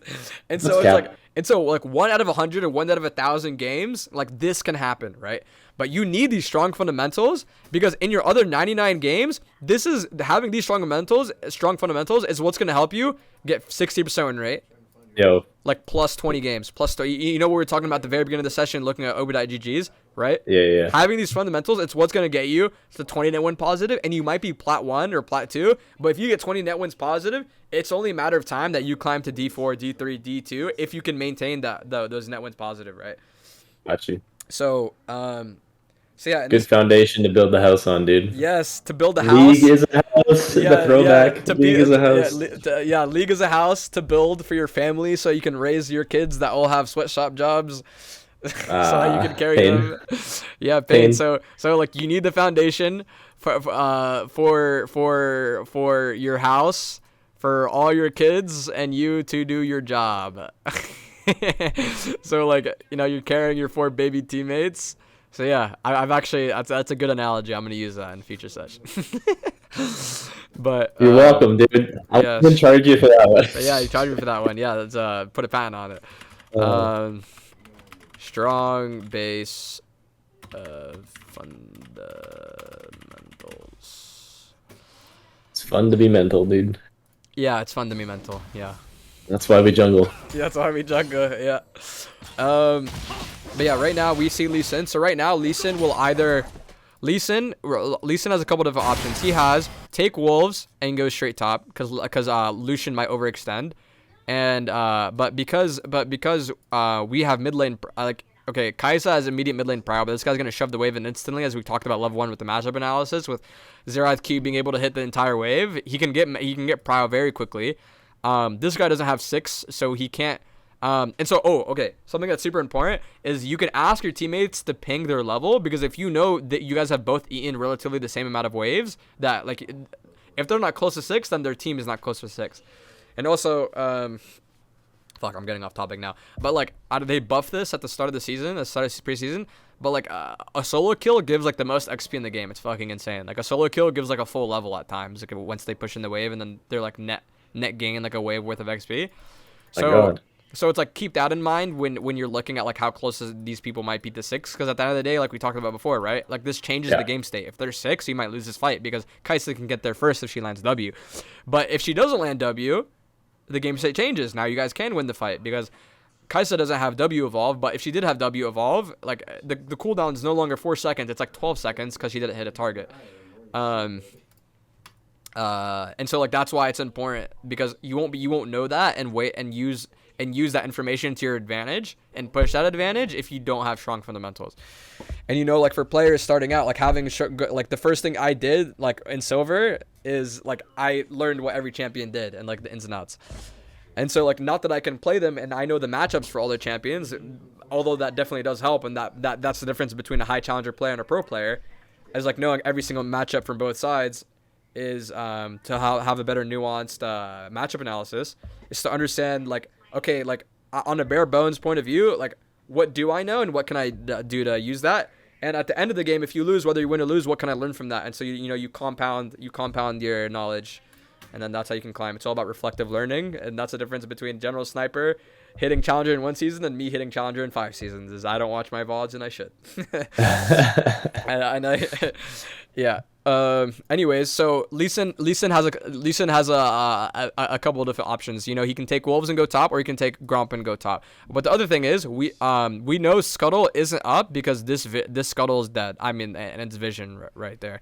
So like you can't use going for the Scuttle to see if he's walking up, because you can jump to the Scuttle and then see him walking up because we have a ward here. Does that make sense? Yeah. So like this isn't an option. So for you either like do Raptors, and so like ping back Lee Sin danger, or you just or you ping all my way to try and bait the gank and go for the play. Because Set isn't level 6, so as long as Lee Sin commits to the Q, because Lucian's full HP, you guys are dead. And Lee Sin might not be dead because he can just W out, but that's gonna give you tempo, because if you base, because now that Lucian's like pushed in the wave, you guys can base and go for dragon, right? So like, whether these plays might not be immediately winning or not, you need to use your knowledge of like tempo and like all these concepts and good foundations to like push leads where you can, right? Because countering this top, even if it doesn't lead to a kill, can lead to like a dragon. You get what I'm saying? Yeah, it's like a butterfly effect, right? Yeah, butterfly domino effect, whatever effect, Gotcha. whatever. Yeah. Oh, by the way, are you familiar with like a Scuttle, and like if like this vision, once this vision falls, like the gray hourglass pops up here? Are you familiar with that? I don't know if I understand what you're asking me. Okay, so great. It's kind of weird to ask you that question, but so basically, what I'm trying to say is, without having to check if their Scuttle Vision is here, Scuttle Vision is here because there's no gray hourglass on the map. So as soon as this vision times out, the gray hourglass comes up on the map, telling everyone that Scuttle's gonna spawn in. Oh, yeah. Sorry, I didn't understand the way you worded it. This might be. Sorry, that's also my bad. I don't fucking know. Like, lack of information is information, basically. It's like the same sort of concept of seeing laners in one particular side off of like a start to track where the enemy jungler starts, right? Yeah. And then it goes with the other concept with like people fake leashing, right? So if you see someone come late, and so you have to keep that in the back of your mind. Like, check their mana costs and shit, right? Yeah, check their mana, and so people might not do as much as near Elo, but you need to keep that in the back of your head, because you want to go for plays that are 80-20. Plays are rarely going to be 100-0. You get what I'm saying? And so it's all about, Do you get what I'm saying? Like 80% chance. Yeah, you don't want to flip it. You want to go for something that Yeah. like you know for sure is Yeah. gonna work like 4 out of 5 times. Yeah, and even if you know, and typically your micro will make an 80% play into a 100% play, but there's still 20% chances of loss because of acknowledging the fact that even if top lane might have leashed, that they might have also fake leashed. So going for a bot lane gank, thinking Lee Sin's 80-20 top, he's at the end of the day 80-20 top, and he could be there, and you need to keep that in mind. Because jungle is all about like risks. Because it's like this is kind of a weird analogy, but for those that understand it, this would be kind of useful. It's like fuck, I forgot. This is like a popular experiment with like a quantum mechanics, but it's like you know, like you shoot a particle through a wall, but depending on how you view it, it can land like here or here or like elsewhere, if that makes sense. And so it's like if you throw a particle through a wall, so it's like okay. So at the beginning of level 1, when you start the game, you throw a particle at the wall, and that particle is what do I do, and so you get a bunch of ideas that land. So in this game, you could have played top, you could have played mid, you could have played bot, you could have played like for objectives, you could have not played for any lanes and just farmed, and so you have all these things that hit, and you need to filter what you think is good based on your fundamentals, right?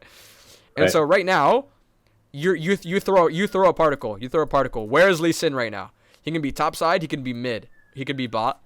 And so based on what you knew, as you know, the game changes every 15, 5, 30 seconds, whatever the fuck, like you know, okay, he has an 80-20 chance of being top.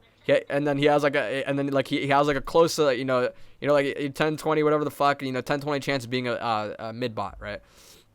And so, you use, and then like this is what I use for myself to like go for plays. Is I think I throw a question out, and I think to myself like, what's the probability? And if the probability is like 80 or higher, like I just take it as fact and I go for it.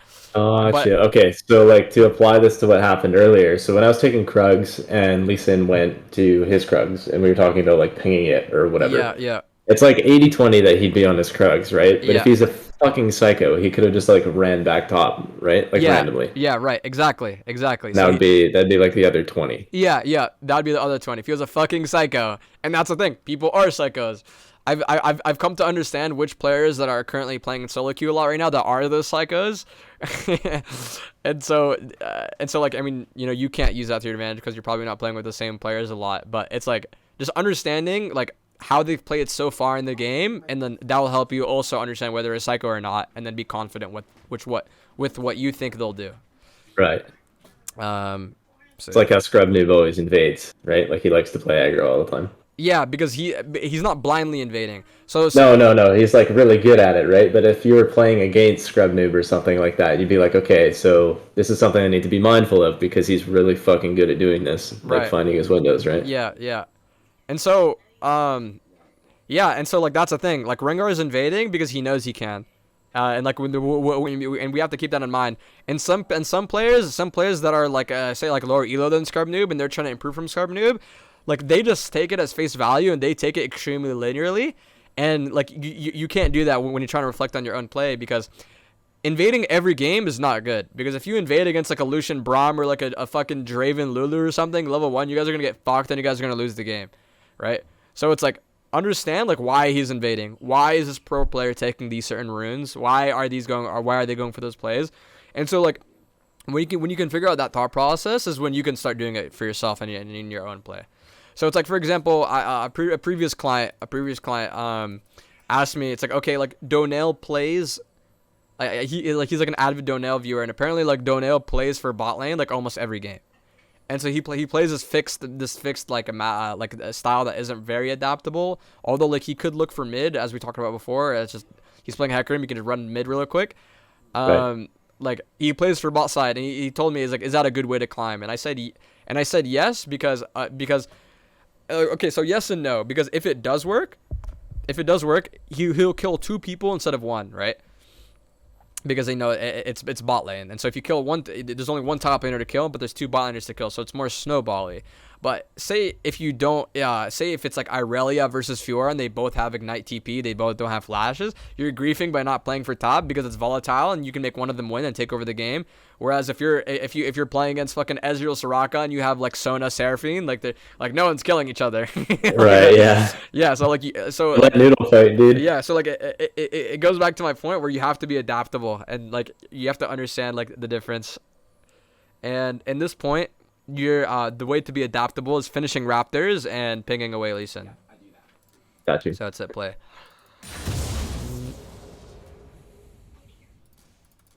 Ah, it's a sin. Wait, what? Oh. Fuck. All right, so this is good. This is good. This is what I talked about before. You know, you jump on Lee Sin. I mean, you jump on Krugs, and now you know Lee Sin is not like running up to Lucian right here. So now there's a couple of different options. 5% chance Lee Sin is in this fog of war, and you just haven't noticed him in that split second. 15% Can you chance. imagine? How Yeah. unlucky is that? How like He takes the blast cone here and fucking hops over, and then Yeah. we get 2v2'd off this. Yeah. I don't want to say 50% chance. I want to say fuck. I can't do math in my head right now. I don't know what 95 divided by 2 is. Anyways, so you know it's like 50-50 whether he goes for a land gank or goes for a blast cone. But because he's playing Lucian and he can E away and he's ranged and like he can escape quite easily against the Set Lee Sin gank through the lane, considering Set doesn't have ulti. Like he's probably you can refine coin flip outcomes to what you think is probably gonna happen, right? And so what I would do is while I'm taking this scuttle is yo, thank you so much for the follow, by the way. It's like while I'm taking the scuttle is I don't use my ferocity to like lock it down and like finish it.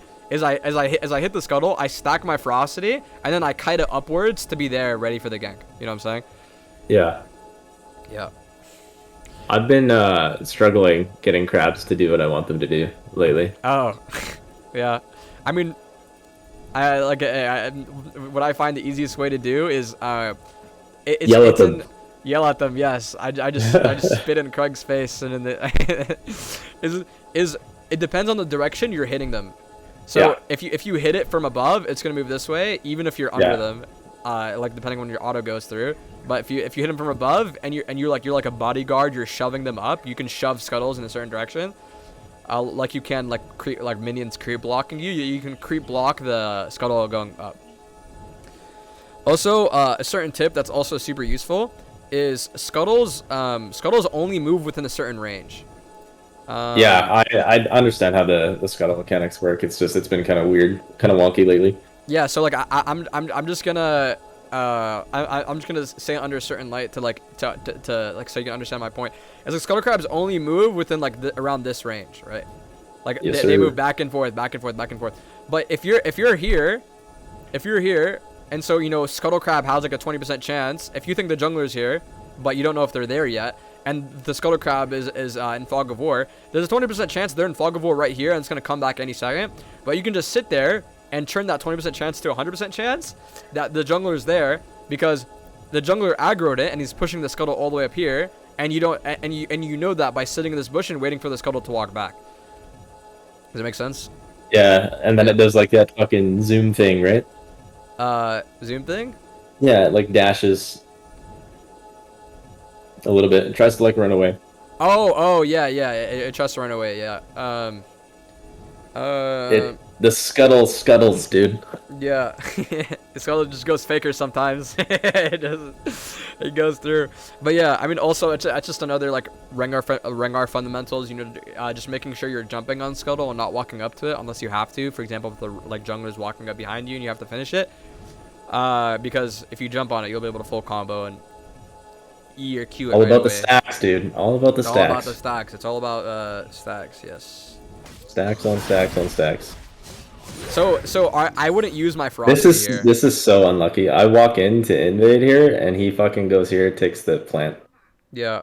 So what I would do is so we know for a fact. So let's actually talk about the game here, and let's roll back to like 30 seconds before. So it's all about thinking where you think the Lee Sin will be 30 seconds later. So what you could have done is, Lee Sin ganked bot, and all of his camps are back up because you guys just fought topside and his camps are respawning. So he's going to clear all the way back up. So what you can do is you can ping away for Lucian and take Dragon, because now you've gained tempo, or you've gained tempo on taking a Dragon specifically, or artificial tempo. Or what you can do is mirror and you can turn that into a bot gank, right? Or because for Rengar you can still sneak it. What you can do is just run up right here and then throw the bola, and then you just AFK right here and you wait for it to walk out, and so you can All sneak it. Yeah, and so here, what you can do is you can clear up, and Lee Sin's topside. So all you have to do is just AFK in this bush, because if you walk, it's all about tempo, right? If you walk here, there's a good chance, because at this point it's around 6 minutes. This is around when Blastcone spawns. The first Blastcone spawns within a range of 120 to 128, 126. So Blastcones can spawn late. That does exist. But the later Blastcones can spawn at super weird times. And these Blastcones spawn around 6 minutes. That's a good benchmark. So when you're walking in here, you need to contemplate the fact that Lee Sin can be right there and jump over. And if you're right here, if you're still right here, under below, and he jumps over, this bot lane gank this top lane gank is now fucked, because Lee Sin can now push into Lucian and gank the Lucian, and you can't do anything about it because you physically can't move any faster. Does that get what I'm saying? Yeah. So what I would have done is, knowing Lee Sin is topside, is I would have either two things I could have done. I could have taken Dragon, or pinged my top lane away, or I would have went top. You can't go and take Krugs and go all the way up if you want a path like that, because you took Krugs late, as we talked about before. But it was fine because you could have taken Dirk. But you talked about how you had Futures Market, but going in debt every purchase is not the greatest. So avoiding that, if you don't lose anything off of it, is good. But yeah, so Krugs won't be up, so you take Scuttle and you move up. But you don't want to invade, because at this point you spent all of your time taking camps, and it's not like this Lee Sin's stupid. It's not like he's gonna miss his Qs. He's not gonna clear his camps any slower. If you're full cleared, and Lee Sin hasn't shown on the map, he's gonna gank any second now, because he's also just finished his full clear. So if there's a blast gun right here, Lee's not gonna take it. He's not gonna walk all the way around, especially if he's just taken through Grom. He's either gonna walk through lane or go through the blast gun. So what you need to do is you need to sit here and just channel a recall, because there's a chance that he's not there and he's looking mid right now. And so right now, he saw you hitting the Scuttle, because he didn't see the Scuttle walk back in time. So he's gonna go behind this wall and in Fog of War and go for Xerath, because you're not 6 and you can't answer, and they burn Xerath flash. So it's a possible gank angle. So at the end of the day, you throw the particle where Lee Sin is, and then you check the answers, and the answers are either, we talked about it before, take Dragon, ping top away, clear top, sit in this bush, recall, and chances are he's going to be there any second. And if he isn't, he's probably not there, in which you can, it's because you based right away. It's the same thing that I'm talking about with ward. You base and you place your ward at the final second, so you can get as much time out of it.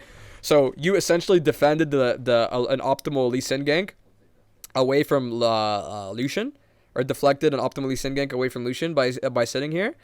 Or you do that and then you ping Xerath away, because Lee Sin might be there, right? Alright. And then but at the end of the day, you want to let your team know that Lee Sin is topside, right? So your team, now bot lane's guarded, and now you can base and look for Dragon. But at this point, if you guys are both topside, if you guys bait, you guys are both gonna be bot side. So you need to hold tab and see where you guys are at right now. And right now, you're stronger than Lee Sin.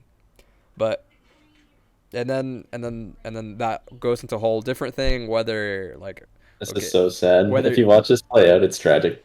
Whether you win 3v3s or 2v2s right now, and that's a whole different thing. But are you following? Yes, sir. Okay, so let's move forward.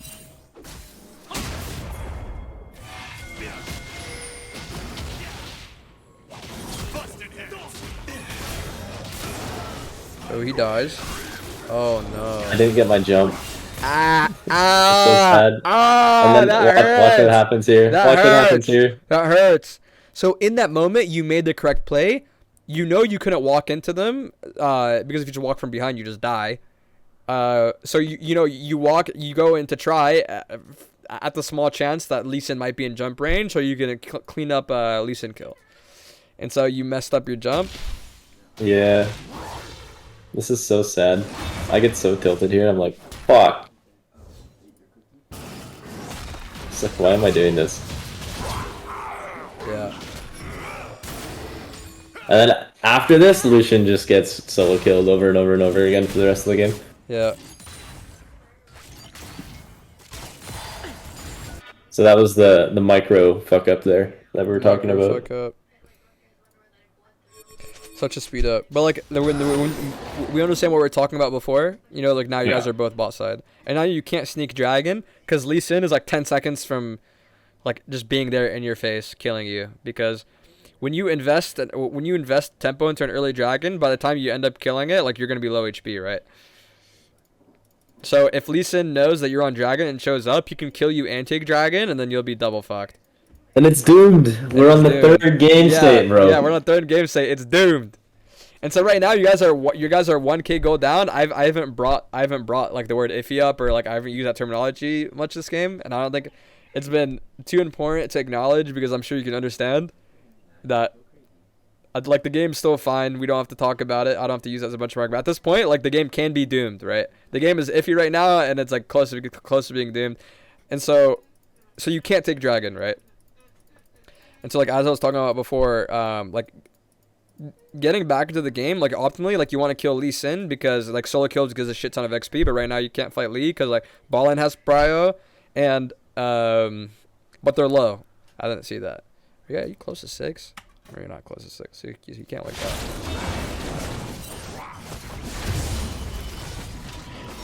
So at this point, we're nearing the end of the session at this point, because I don't think the rest of the game is too valuable, because like unless you want to watch like the entire thing. No, I think we've talked about a lot of like really good concepts and fundamentals for me to build off of. So Okay. I think it's good. It's up to you if you want to watch the rest of it. But Oh no! At this point, I just start skimming, and so like I'll point out something. But like if you have any questions, like now's the time. Ask away. If you get like a little behind, or I find myself in this position a lot. Yeah. I just default to like farming always. I don't Yeah. try and look for any sort of play or like to be proactive about anything. I get in the mindset of like, we just have to give every Drake, like, and I think it's bad. Yeah. But I don't know when I'm able to like pick up on like finding the windows and stuff. Right. So so first off, that might not necessarily be a bad thing, because if you look at pro like pro games, typically when like if you ever like typically when you watch team fights happen, when you actually look at the map, there's no camps up. Like these players are maximizing like their use of their tempo, and they're making sure like this is like there's no other better play. Like they think they can win this fight, and they're going for it, and they're fighting it, right? And so not that farming is a bad thing, but like what you're talking about sounds like a mental block, right? Where it's like, okay, we just give everything, like there's no way you can do this, blah blah blah blah blah. But at the end of the day, like when we look past that mental block, that like the way you can find these openings is thinking about where you think Lee Sin is, and like using, even when you're behind, using like pockets of artificial tempo that you can roam around with your support to like look for one shots. Because right now your job as first strike Rengar is to one shot people. Yeah. All right. Sounds good. Does that make sense, or is there like something that some part of that you have like a problem with? No, it sounds correct that it's like an artificial block. It's like when Irelia is in the game, it's just like it's over. Irelia. Oh my god. Yeah. So, like I'm just like tilted off this guy. You know what I mean? That was pretty great. Yeah. Because like no longer playing well. It's gone. Yeah, it's gone. Yeah. Yeah. So let's just start skimming through. Just watching it like 4 times or whatever. It doesn't matter. Yeah.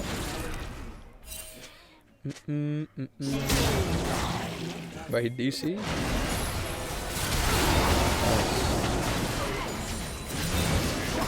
But yeah, so it's like sometimes you can't do much, and it is really just farm and just hoping for the best.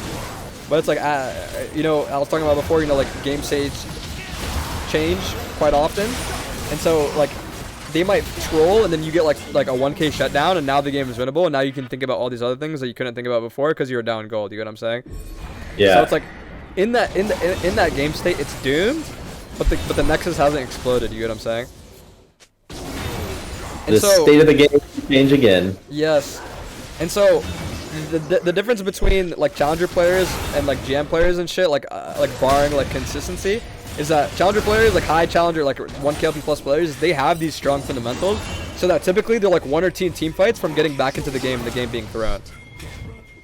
So like that's why they'll be like super toxic players, because like there'll be one battle play, they'll be like, oh, the game is over, whatever, because it's like they'll get back into the game, but at the end of the day, like we're all humans, we're gonna fuck up, so it's like the game is not over, but it might be over, but it's like it's not over, because you need that strong mental, because like as we talked about before, like 99 out of 100 games, you need to be able to like not have these biases and mental blocks that like keep looking for windows and like things to win the game, otherwise you're just not going to climb, yeah. Shut down. I was waiting for Senna there, but she like came through jungle. Yeah.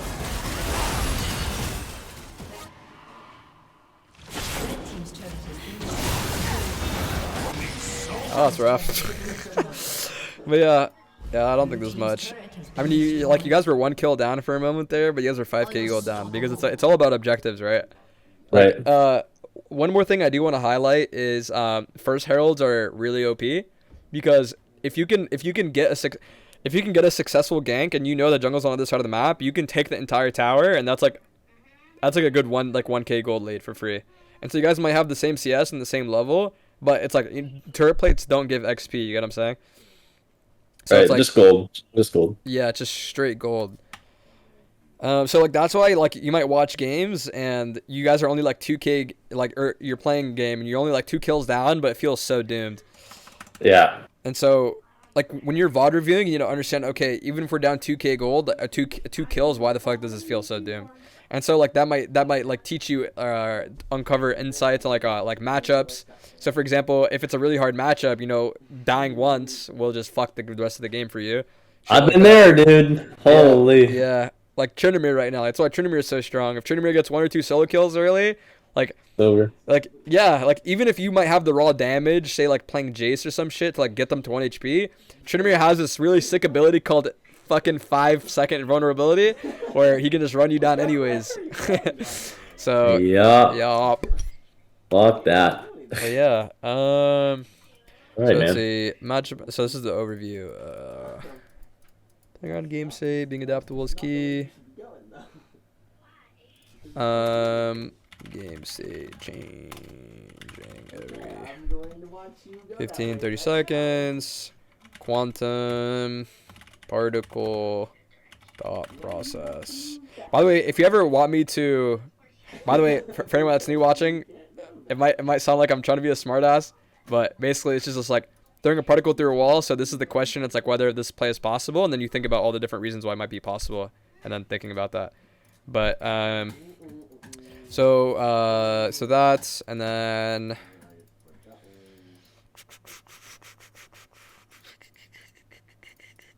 okay. So one more thing that I can talk about with like game states and like what this note was about. Is if the enemy ADC, say like they won bot lane, the enemy bot lane like won and they got the tower and they're up gold and they're like 1.5 items, but your team has like a Jinx, right, and they only have like Noon Quiver, like the best play can be nothing. Like that can be a best play. Like you know, Just let it roll out. yeah, like I brought it up before. You know, like when you're behind, doing nothing and farming might be the best play. And it might not always be, but in those situations, the game, like you want to, it's what slowing down the game state is called, because you want to slow down the game state and let Jinx hit at least 1 mythic, because even if she's down half an item, like on the enemy ADC, she has some power in team fights to come back compared to just having Noon Quiver, yeah. So it's all about looking, like if you guys are behind, like like just seeing how fast you think the game is gonna end, and seeing how many minutes you guys have to play with, and like when you guys can take fights within those time frames to like potentially turn the game around. And like this is why taking objectives is super good for like, you know, to close out games, because if it's 20 minutes of the game and no team has taken a single objective and neither team has good siege, the game is like going to 50 minutes. You know what I'm saying? Like Yeah, I've been in those ones too. yeah, like if you guys have Kale Master E, like you guys are pretty comfortable, you guys can probably win the game. But if you guys are down and you have Kale Master E and they have 3 dragons and it's like 18 minutes, like Good luck. good luck, because they're gonna get like, because now they can fork you, right? Like, have you ever played chess? You know what a fork is? Okay. No, I don't really play chess. So if you're still looking at my screen, so a fork is forcing a play to have only 2 specific outcomes. So you can fork them between dragon and baron. So this is a thing in chess where like if you somehow get the rook on the other side of their board, you have to fork them, because you put them in check and they and like say they can't take the rook, and now the rook can take the other thing. So you can fork them, if that makes sense. Yeah. That wasn't really a good analogy for those that don't play chess, but if they have 3 dragons and you know, you don't really have that much tempo to play with, because if they can fork, so now like they can give you the 1 dragon, ensuring that they get baron. If not, like they can like trip one person up to try and check the other side of the map and pick them off, and then they get both. And then now they're like 5 minutes away from Elder, in which they just 100% win the game, right? So but if it's 20 minutes into the game and you guys have Kale and they only have 1 or 2 objectives, you can just slow down the game, unless she's like 10 CS and she's playing against Camille and she just got hard fucked. Like just even if you guys are down, just think about what you guys can do 10 minutes later and just play with that in the back of your head. You get what I'm saying? Yeah. It's like forcing them to do one thing in a response, or yeah, it's still kind of like in your hands, basically. Yeah. And It's like pick your poison, basically. Exactly. Pick your poison, but you know, like you can still tank through. So we can write that like a forking plays. It's kind of just a throw out concept. It sounded like you understood it, but by the way, like DM me whenever. I don't charge anything for clients coming back and asking me simple questions, even if I'm sitting there for like 30 minutes typing some shit out. I'm very dedicated to help people improve.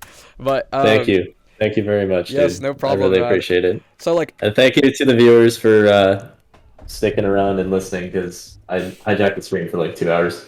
yeah, no, but what the game state will be, so like if you have, so say if you guys are like losing fights and your jinx is like 2 items, but she's like super close to IE, just wait 5 minutes and you guys win, right? So it's all about playing for that game state.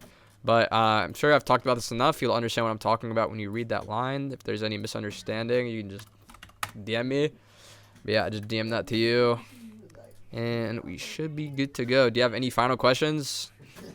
Nah, dude, this pretty much covers it all.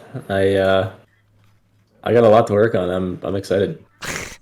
All right, sounds good. And you know, here's the thing. Sometimes you will just queue up and dedicate it to win, and you have all these things to work on, and your next game might just be the worst game of your life, where you have 4 people AFK.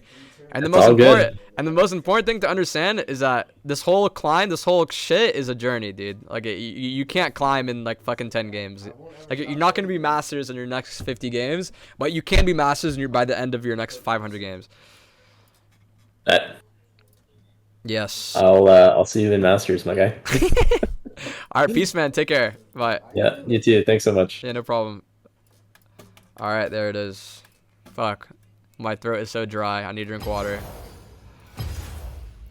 Reggie is Shiba, by the way. He's run the mountain 10x. Yeah.